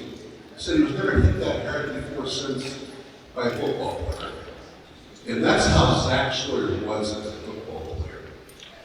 I've seen Zach once and I had a coffee with him maybe a month and a half ago. But prior to that, I saw Zach maybe 12 years ago at Stop and Shop over in West Boylston, reminiscing about stories about football. Zach was a great football player. Elite. I can remember the first time I started playing football was behind those hallowed grounds at Clinton High School on Church Street, which I loved being part of, watching guys like Steve Earns and my cousin Tommy, Jimmy Grills, all those guys before I had a chance to coach. And I remember this day, it was maybe the third game of the season, the freshmen were down there with us, and Coach McCauley had the 2 large bags on the ground and we were hitting lineman against lineman. We noticed this freshman just jumping in, volunteering going against seniors. It was Zach, maybe 180-pound freshman. And then Coach said to me, he said, what's wrong with that kid's arm? I went over and Zach was holding his arm. I said, what's the matter, Zach? And he said, I think I hurt my arm, but I'm okay. I said, no, you're not. We took him in the locker room, we called his parents. Next day he came back with a cast and broke his arm. But came back to play the next day with a cast on. That was Zach. His sophomore year, Zach came back 6'3", you know, one of those Luke Rosa spikes. Zach was old school. And he came back and the sophomore, he started both ways as an offensive and defensive tackle on a great football team. The last Clinton team to win the Middle League Championship. And I'll read the teams that we beat that year. I didn't know where that good. I look back. We won our first 9 games. We ran the table. We beat Maynard. We beat Westbrook. We beat Hudson. We beat Southbridge. We beat St. Peter's. We beat Shrewsbury.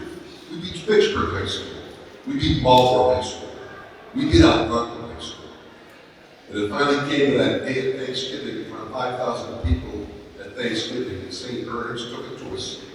If we had won that game, we would have played Livingston or St. John's in the Division I Super Bowl. As a sophomore, Zach made first team Middle League All-Star defensive tackle. Then his junior year came. That year again, Zach made first team Midwest League All-Star defensive tackle. Telegram and Gazette Super Team All-Star defensive tackle as a junior. USA Today All-State recognition. 2 juniors were picked on the All-State team that year. Zach was one of them. because of that, he was honorable mention All-American football player as a junior. Again, that year, we had 9 wins, 1 loss. Our only defeat in our high school beat was 6-0. We had 5 shutouts. We averaged 27 points a game running the ball, never threw the ball, actually believe on the forward pass. We didn't need to. We had a great line, led by Zach. And the defense led by Zach gave up 4.5 points a game over 10 games. 4 points a game we gave up over 10 games, led by Zach Sawyer. Then the phone call came, it was July.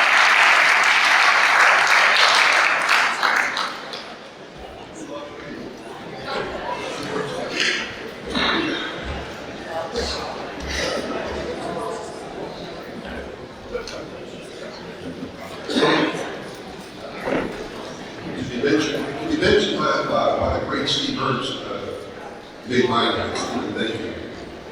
I don't even like you over there, but thank you anyways. I'm honored tonight. A month and a half ago, I received a phone call. Zach Sawyer called me. And he said, Coach, I've been in touch with the Hall of Fame with Clinton. I would like you to present me. And I said, Zach, I'm honored and humbled. I coached you for 3 years. I certainly know how great a football player you were, but I was not there for your baseball achievements. I know the man who ultimate honor and great. So you don't have to share with me. And what Zach told me at that moment resonated with me. He said, Coach, I wanted to remember as a football player who happened to play baseball along the way. And before I share my memories of Zach Sawyer, I will start by sharing a story that I wish I had told Zach. I wish he was standing here tonight so I could tell him. I'll tell the rest of you. 2 years ago, over at Central Mass Safety Council where I work, I had a random conversation with a gentleman who talked about sports, of course. And I love football. And I asked him if he played high school football in the area. He said, I did. I played at St. Peter's in Worcester. And I said, what year did you play? He told me, and I said, I think we played you back then. I think I was coaching. He said, where'd you coach? I said, I was an assistant coach, line varsity coach over at Clinton. He goes, were you there when Zach Sawyer was there? I said, I certainly was. He said, if you ever see it, did you tell me my head still hurts? When he hit me, he proceeded to tell me the story. He was playing linebacker. And I believe he must have been throwing the hole, and Zach must be coming backside tackle the trap. I think it was 621. He told me he saw Zach at the last moment. He was knocked unconscious. His parents came on the field. Said he was never hit that hard before since by a football player. And that's how Zach Sawyer was as a football player. I've seen Zach once and I had a coffee with him maybe a month and a half ago. But prior to that, I saw Zach maybe 12 years ago at Stop and Shop over in West Boylston, reminiscing about stories about football. Zach was a great football player. Elite. I can remember the first time I started playing football was behind those hallowed grounds at Clinton High School on Church Street, which I loved being part of. Watching guys like Steve Earns and my cousin Tommy, Jimmy Grills, all those guys before I had a chance to coach. And I remember this day, it was maybe the 3rd game of the season. The freshmen were down there with us, and Coach McCauley had the 2 large bags on the ground and we were hitting lineman against lineman. We noticed this freshman just jumping in, volunteering going against seniors. It was Zach, maybe a 180-pound freshman. And then Coach said to me, he said, what's wrong with that kid's arm? I went over and Zach was holding his arm. I said, what's the matter, Zach? And he said, I think I hurt my arm, but I'm okay. I said, no, you're not. We took him in the locker room, we called his parents. The next day he came back with a cast and broke his arm. But came back to play the next day with a cast on. That was Zach. The sophomore year, Zach came back 6'3", you know, from one of those blue roses spikes. Zach was old school. And he came back and he was sophomore. He started both ways as an offensive and defensive tackle on a great football team. The last Clinton team to win the Little League championship. And I'll read the teams that we beat that year. I didn't know where that good. I looked back. We won our first 9 games. We ran the table. We beat Maynard. We beat Westbrook. We beat Hudson. We beat Southbridge. We beat St. Peter's. We beat Shrewsbury. We beat Fitchburg High School. We beat Marlboro High School. We beat Algonquin High School. And it finally came to that day of Thanksgiving in front of 5,000 people at Thanksgiving, and St. Bernard's took it to us. All right, thank you all. We are down to our last individual inductee, and I apologize in advance. I feel like it's a disservice to probably the greatest female athlete in Clinton High history.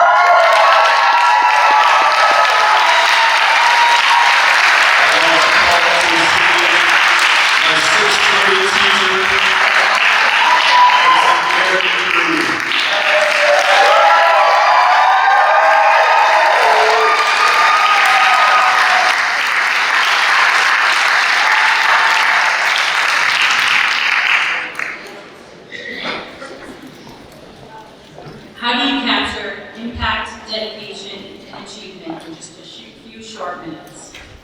The truth is you can't, but I'll do my best.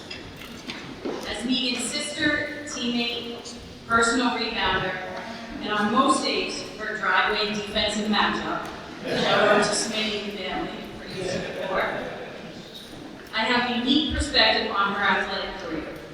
While many saw her shine on the basketball court, softball diamond, and soccer field. The all-time leading scorer, 12 varsity letter winner, all-star in all 3 sports. I witnessed the countless hours of hard work, the literal blood, sweat, and tears behind every achievement. It seemed that with every achievement, she was always striving for more. If she scored 28 on a Tuesday, she'd go for 30 on a Friday. She continually raised the bar, and not only for herself. Megan was the ultimate leader. Sure, she led by example through her work ethic and commitment, but even more importantly, challenged her teammates to match her intensity and will to win. That said, this was not the case in our one-on-one matchups. She wasn't exactly encouraging me then. Instead, she drained deep threes right in my face and rolled that follow-through for just what I thought was a bit too long. While I like to think the level of physicality I brought to those matchups prepared her for the defensive schemes designed specifically to stop her, both of my parents had a theory as well. My mom believes years of dance, yes, tap, jazz, and ballet, were the secret sauce behind her athletic success. While my dad believes it was genetics. Who knows, maybe all of us. Either way, Megan was double and triple teamed every single game, and she still could not be stopped. It sounds cliche when said to student athletes today while they're still competing, but the lessons learned and adversity overcome through athletics truly does carry over to everyday life. Those lessons have now been shared with hundreds of young people through Megan's role as a middle school teacher and time spent volunteering in youth athletic programs. She continues to positively influence the next generation, demonstrating the same commitment to Clinton that defined her playing days. While Megan is no longer running off screens, taking contested shots, or backing down nerves in the post, her time as a Gale prepared her for life. The skills she developed under some legendary coaches still guide her today. I truly believe nothing thrown her way will ever defeat her. Please join me in celebrating number 23, Megan Turner.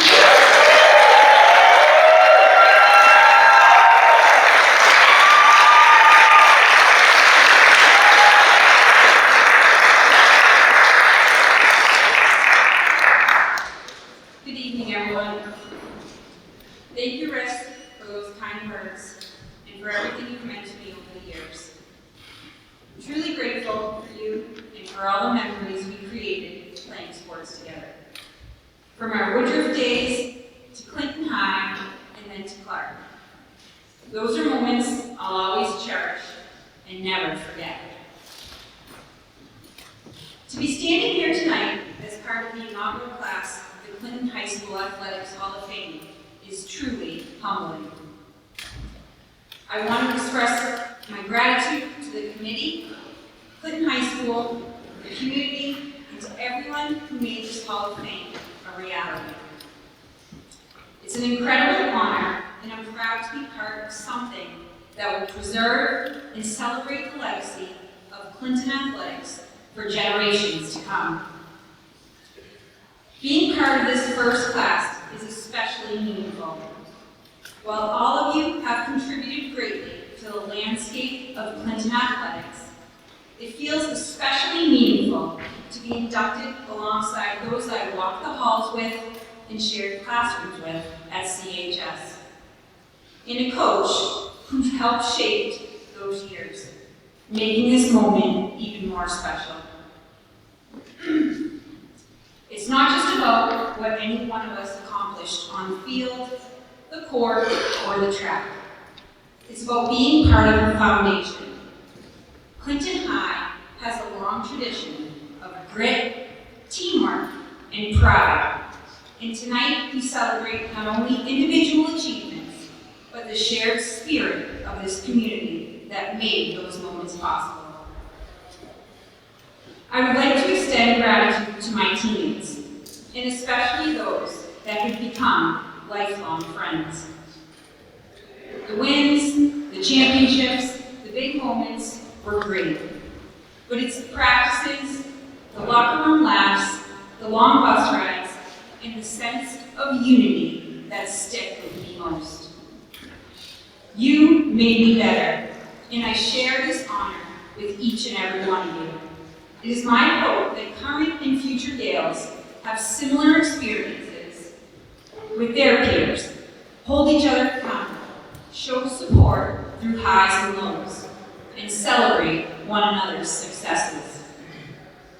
To my coaches, you believed in me, pushed me, challenged me, and never let me settle. Your impact went far beyond the scoreboard.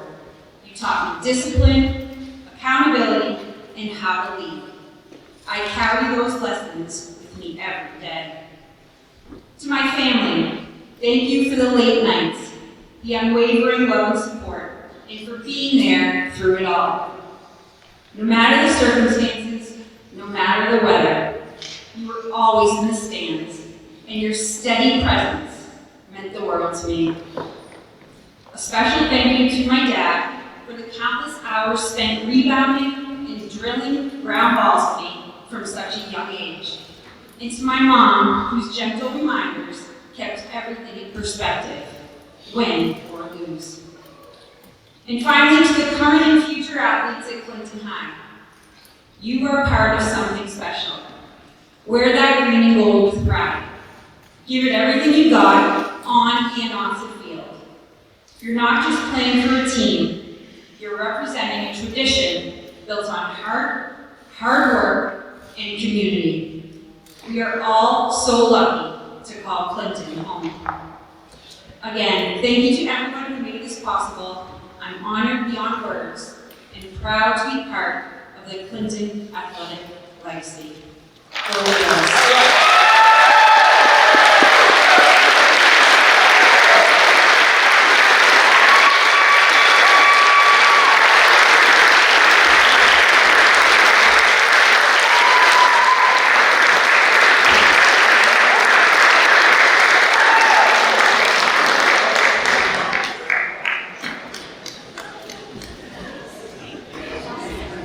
Alright, so we're about halfway through the evening.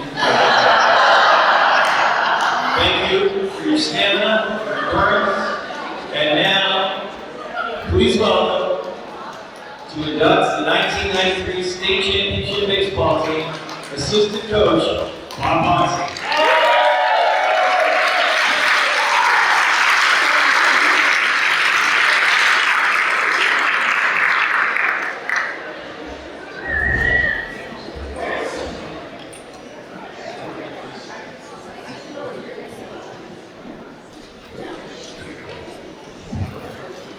32 years ago, the Clinton Gales varsity baseball team made history.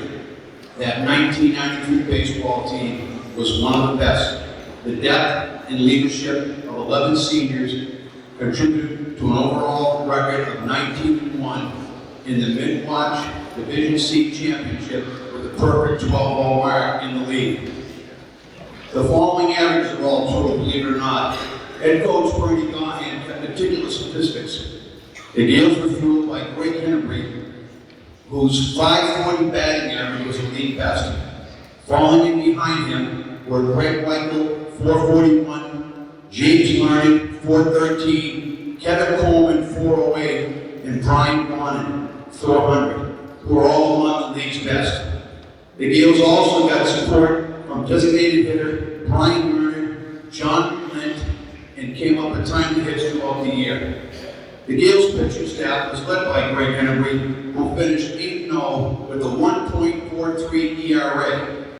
Brian Bond finished 4-1 with the league best 1.00 ERA, and Kevin Coleman ended the year 4-0 for the Gales. Greg Michael had a strong showing on the mound as a starter and in relief. Michael Curran also pitched well when called upon. Excellent defensive play was turned in all year by left fielder Quang Kim, third baseman James Lerner, catcher John Lynn, and right fielder Greg Michael. Seniors Carl Ball and Chris Salty also contributed to the Gales' success. Sophomores Dan Taro and Gary Lamline were each consistent in the field and at the plate. Greg Henry was selected the league's most valuable player. Other All-Stars were Greg Michael, James Lerner, Kevin Coleman, and Brian Bonin. In the opening game of the district, the Gales were seeded #1 and defeated the Gardner Wildcats 5-2 at Fuller Field. Greg Henry won his 9th game without a loss. Gary Landline, Bonin, and Brian Lerner each had 2 hits in that victory. In the following game, the district semifinals, Clinton topped Worcester both 3-1. Kevin Coleman's superb pitching performance, allowing only 3 hits while striking out 8 batters in 5 innings, was the key to the victory. Brian Bonin preserved the win with a great relief job. Strong defensive play by Gary Landline, John Lynn, and Dan Taro helped the Gales hold on to the victory. In the District Division II championship game, the top-seeded Gales hammered the second-seeded Auburn Rockets 11-1 and gained a berth in the state semifinals. The offense had 12 hits with 3 from Greg Michael and 2 each from Brian Bonin, John Lynn, and Greg Henry. The title game was the first for Clinton since 1949. On to the state semifinals, where the Gales faced Western Mass champs Drury High Blue Devils. As he's done all year long, Greg Henry shut down Drury High 5-0 at Soul Park in Chicopee. The offense was led by Brian Lerner, who had 2 triples. Defensively, the Gales were led by Kevin Coleman, who made 2 outstanding catches at first base. Catcher John Lynn picked off a base runner, as did Greg Henry. Next stop, state finals, Fitton Field, Holy Cross. At this time, I'd like to call up one of the team captains, Brian Bonin, to talk about that historic day and introduce the players who will be inducted in the Clinton High School Athletic Hall of Fame. Thank you.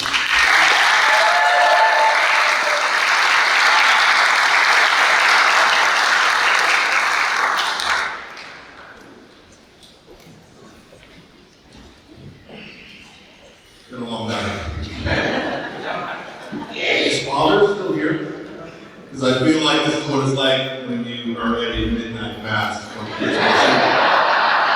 I know I'm the person in between you going to bed or having another drink tonight. So I just want to thank everybody for being here. I first want to thank the Clinton High School administration, the Clinton Athletic Boosters Association. We what an awesome night. I mean, long overdue to have this in this town.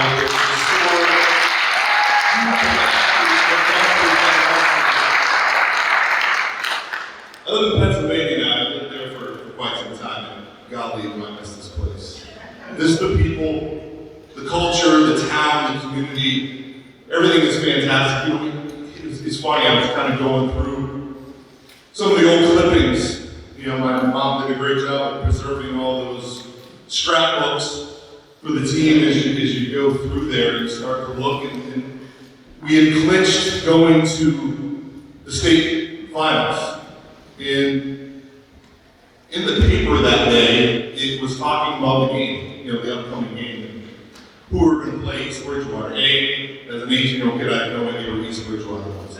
None. I still don't. So I couldn't even point it out on the map in Massachusetts. But what was really cool is that as I flipped through and I started reading the article, I noticed that there were these little ads that were a part of the paper that day. And there were a lot of little ads from all the businesses around town. 81 businesses took out an ad and said, "Good luck, Gales. Go for it." If that is not a community that cares, I don't know what is. So I just wanted to point out that I got that blew me away. Coach Bonsi, we want to thank you. Freshman coach was Sean Gorman that year. We want to thank Coach Gorman. And boy, did we have the best darn reporter there was in Susan Weston, and then the reporter for the Daily Guardian. She was in our dugout every day and cared. Like, she was like a mom for us on that field. She truly reported, cared about each and every one of us, and reported on the best part of us there could be. So I want to thank Susan Weston for that. Before I dive into the incredible team, right? I know like the numbers have dwindled here tonight, and that's okay. Because I'll be honest with you, the only ones I care to talk about tonight are my teammates. It's been years as an 18-year-old kid. You get to look at these guys, and all of a sudden we won the state championship, and it was like over in a flash. You had the ceremony, you had the police escort, and the fire trucks, and you went through town, and everybody was there. And then all of a sudden, we had 11 seniors, and then the day was over. It was like all of a sudden we went off to school and college, and you never really get a chance to tell them how much you love them and you appreciated each and every one of them for what they stood for.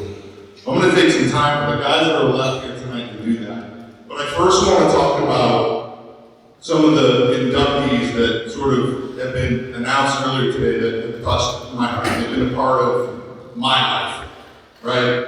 There were guys from the 40s, right? But awesome stories. But as we started to go through some of those that I was familiar with, I wanted to say a word about those that I knew. And Coach Vetchers, awesome job introducing Zach Sawyer, and letting people know who Zach was as a football player.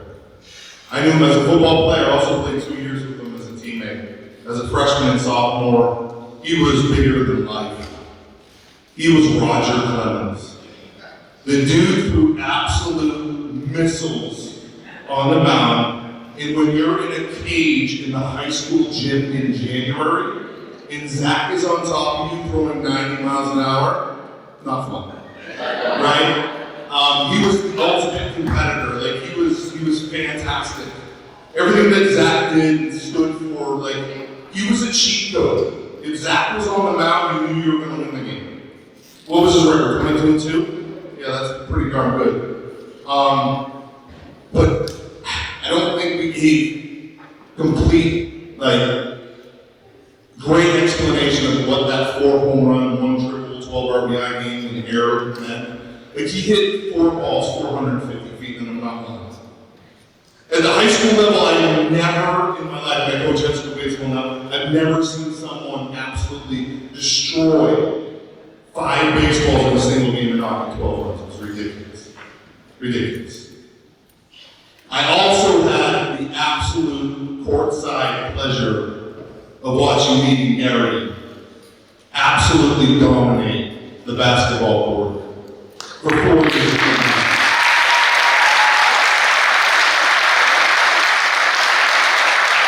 It happened by accident. Worked her tail off. One of the greatest competitors I've ever seen. Draining shots from half court, driving the lane, doing whatever it takes. Great family, unbelievable competitor. Me, it was awesome to graduate with you. Everything you did, 2-3, you were awesome.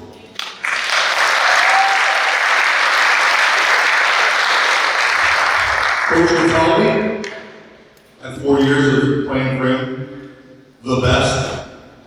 It's funny, no one mentioned it, but for 4 years of playing under Coach Cataldi, every year was his last year. We literally had a Thanksgiving game.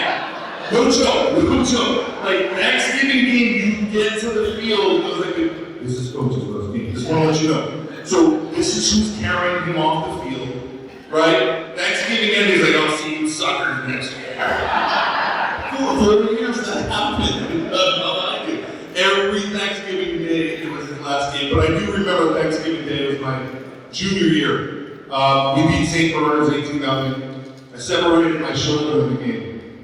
This is Thanksgiving, right? You go to Thanksgiving, you get a nice meal planned with your family, right? Now I'm in the ER, I was in the hospital getting my shoulder checked out, and I came out of the ER, right? The doctor looking at me, they're gonna send you home, I'm in a sling, and who's sitting there? Coach Capaldi waiting for me on Thanksgiving Day, just to check on me. How you doing, kid? Those are the type of coaches I aspire to be. Coach Cataldi, Coach Constantino, Coach Vetras, Coach Vanass, Coach Bonsi, Coach Godwin. Those are role models. Those are people that you aspire to be like because they've made an impact in your life that changes you forever. For all those coaches, thank you.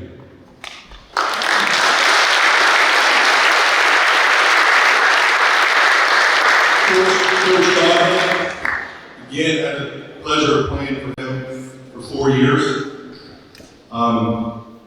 He yelled at me a lot. He did. So, listen, I made some mistakes under his guidance, but I became a better player underneath him, and it was an awesome experience. And I didn't realize that he was part of that 1949 state championship team that lost to Pittsfield 3-1, and sort of came full circle, right? And then he ended up coaching the 1993 team. And I want to just go into this, right? There's some fantastic athletes that we've obviously talked about today. And you heard Coach Bonsi talk about, our team. Greg Henry, he should be a future Clinton Hall of Famer. He's the most impactful player that I have played with. I'm sure everybody in the back of the room there can say that was a dude, right? Hen dominated. He was 25-3 in his time at Clinton High School. He threw no-hitters and had a 16 strikeout game. He literally threw us on his back. And as good as he was as a pitcher, he was just as good as a fielder and a hitter. And he batted over 500, as Coach Bonsi said. That senior year, he was the USA Today All-State All-Star. He was the Worcester Telegram and Gazette All-Star team. He was the Mid-Watch Wachusett Division C MVP. He was the Central Massachusetts Division II Baseball MVP, and he was the Massachusetts, for the entire state, Division II State Baseball MVP. And I'll tell you what, we were the greatest team that ever played Clinton, and he was the dude that we jumped on. So, I want to give credits to Greg, who's not here today. I also want to call up anybody that's left here. Kevin Coleman, John Len, James Lerner, Brian Lerner, Greg Weigel, Wayne Kim, Carl Ball, Chris Sully, Gary Landline, Dan Otero, Mike Curran, Tony Novia, my cousin, the late Dave Rinza. Please join me, guys, up here.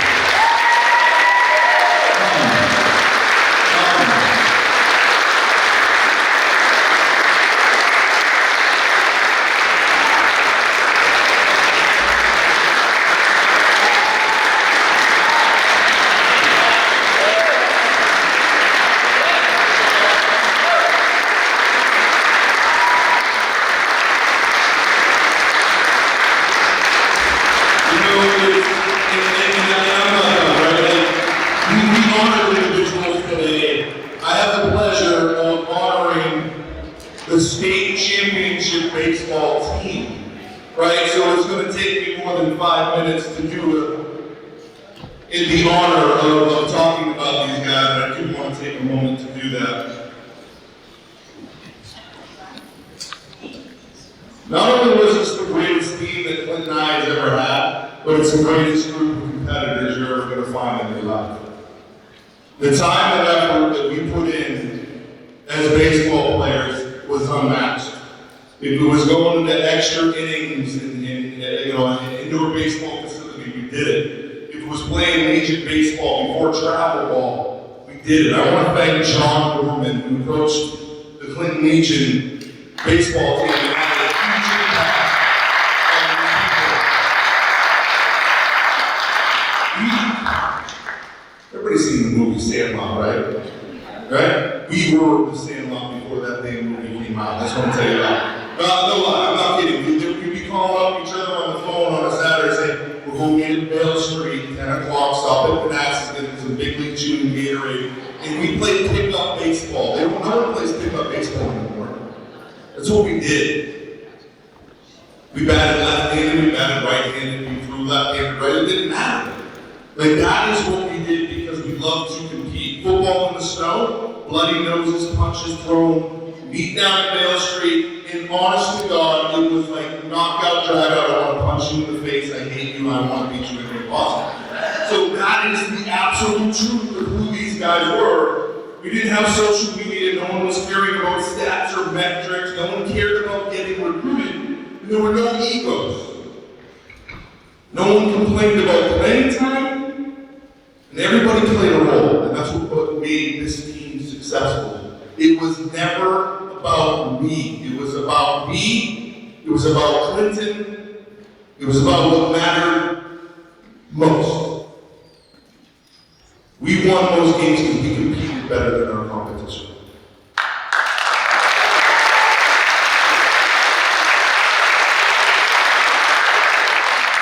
So to set the stage for the dynasty, we almost became the Bills, right? In 1990, 19-1, 18-0 in the regular season, lose to Westboro at Fitton Field, 3-1.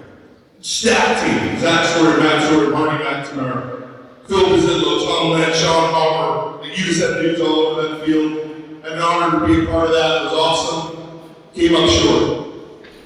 1991, 17-3, 16-2 in the regular season. We lost 3-1. Foley Stadium. It's Auburn. Zach Sawyer, Pete McNally led that as seniors. Unbelievable players. 1992, 15-4, 15-3 during the regular season. We lose to Keith Tech. 7-5, and I believe the only game in district that was played that day because it was an absolute monsoon. I'm not lying. They wouldn't play a football game in that weather. You'd slide into third base and there was 12 inches of mud and rain. It was awful. We lost them. And so you had those players that sort of showed us the way as we came together. And then it finally all came together. June 1993. 19-1 regular season. 24-1 overall. On June 19th, we beat East Bridgewater 6-5. The total record of those 4 years of that dynasty was 75-9. Basically, we won 9 out of every 10 games. You played 3 games a week typically in baseball. We lost once a month. Think about that. Over a 4-year period. 68-6 in the regular season. We lost to Mater at home in 1992, and that marked the first loss at Fitton Field since April 28, 1989. We protected our home field. Our sole loss in 1993 was to Acid 9-3. It was the 6th game of the season. You boys remember that? So did Coach Goff. I got some quotes on that. We had a handful of hits. We had 8 errors. We looked awful.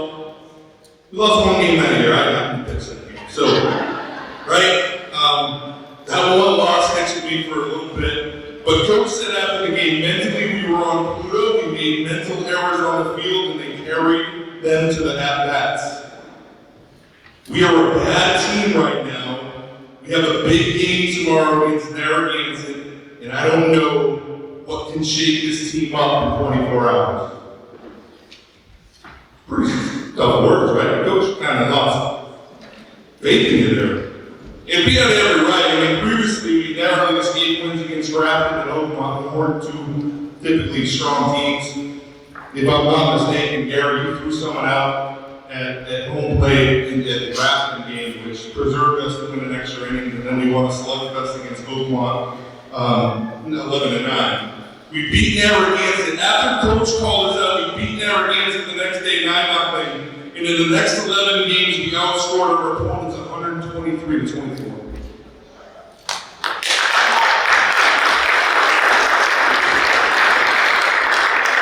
We had everything. For years, you could dominate with an ace and a solid number 2 pitcher.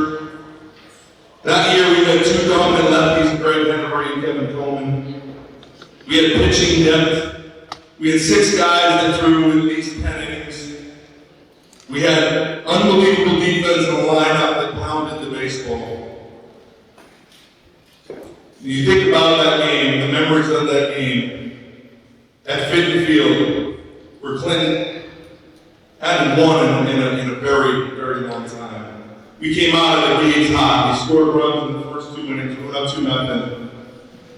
And then in inning 4, our ace, and who we counted on for 63 innings, pitched 4 of the 5 playoff games to lead us up there.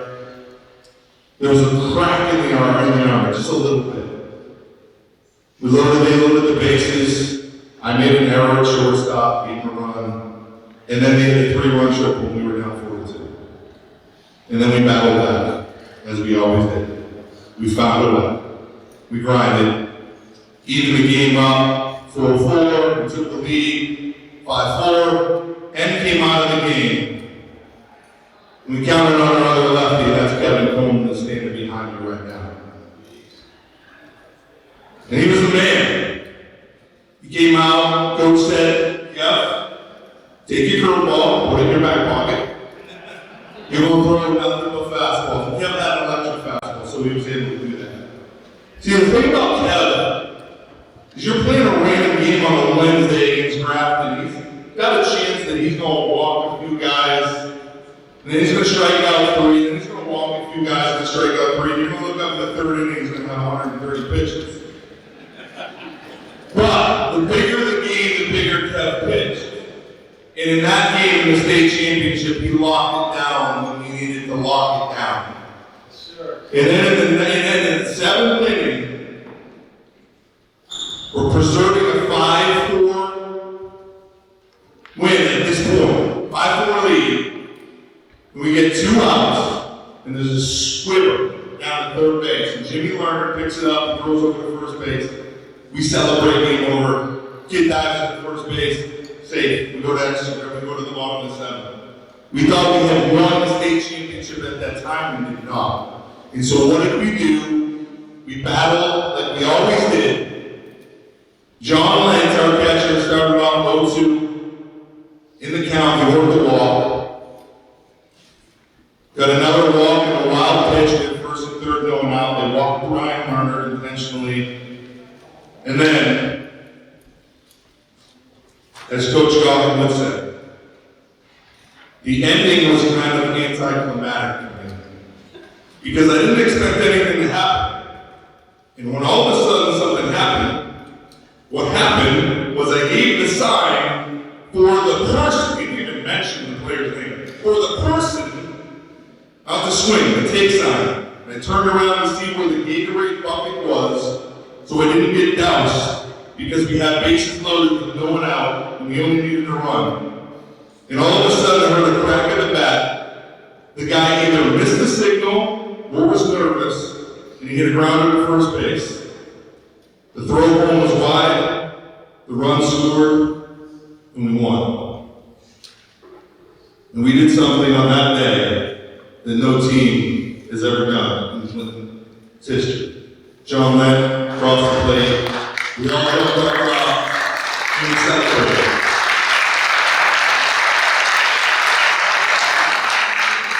And who we are as a team,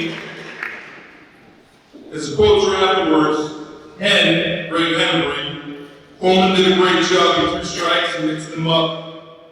Oh, this was coach. And I told him not to bother with the curveball and did it. And Hen said, I knew he would do it. He had been there all year for us. Because for all year, we were together as one team. The celebration, as I mentioned, was fantastic. Coach would say, one game it was one guy, another game it was someone else.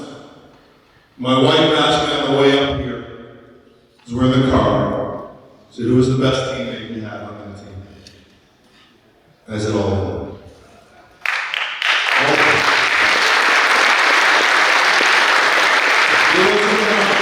There wasn't one bad apple in the group, and that's why we won.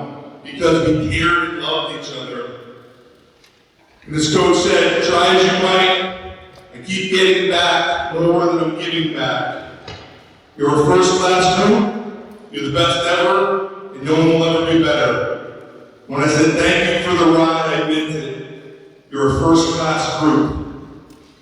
This group is the easiest to coach in any sport I've ever coached. What they learn, they don't forget. It was a great group of seniors, and they deserve every bit of it. They worked hard over the 4 years. As he mentioned, we came, we saw, we conquered. But he left the crowd. This year, the team was 24-1 and left the window open for some minor league or little league team. When they get to high school, they go 25-0 and win a state championship. 24-1. Someone's got a chance to do better. Records are made to be broken. Nor hope some team, along the way, tops what we did. These guys are unbelievable. They're my best friends. They're people that I have loved and admired my entire life. We have some unbelievable athletes here, some wonderful baseball players who sacrificed it all. I'll say this, and I'm going to end with this. We don't win states without every single person that is standing up here on this stage. One's missing, it's not a complete puzzle. It took all 15 guys to contribute the way they did in a selfless manner to care more about their brother than they did themselves. And when that happens, you can have a greatness. The 1993 baseball team is and will always be the first team and the greatest team ever to do it here at Glen High School.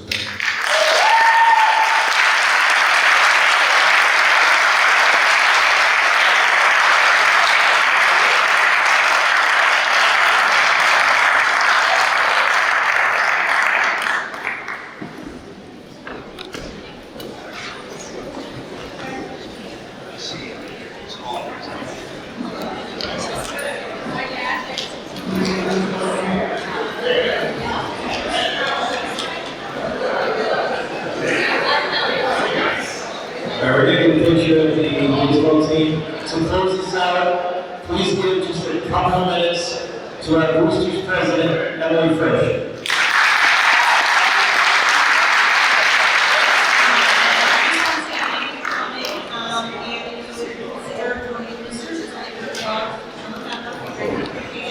But most importantly, please, consider inspiring you into the big nomination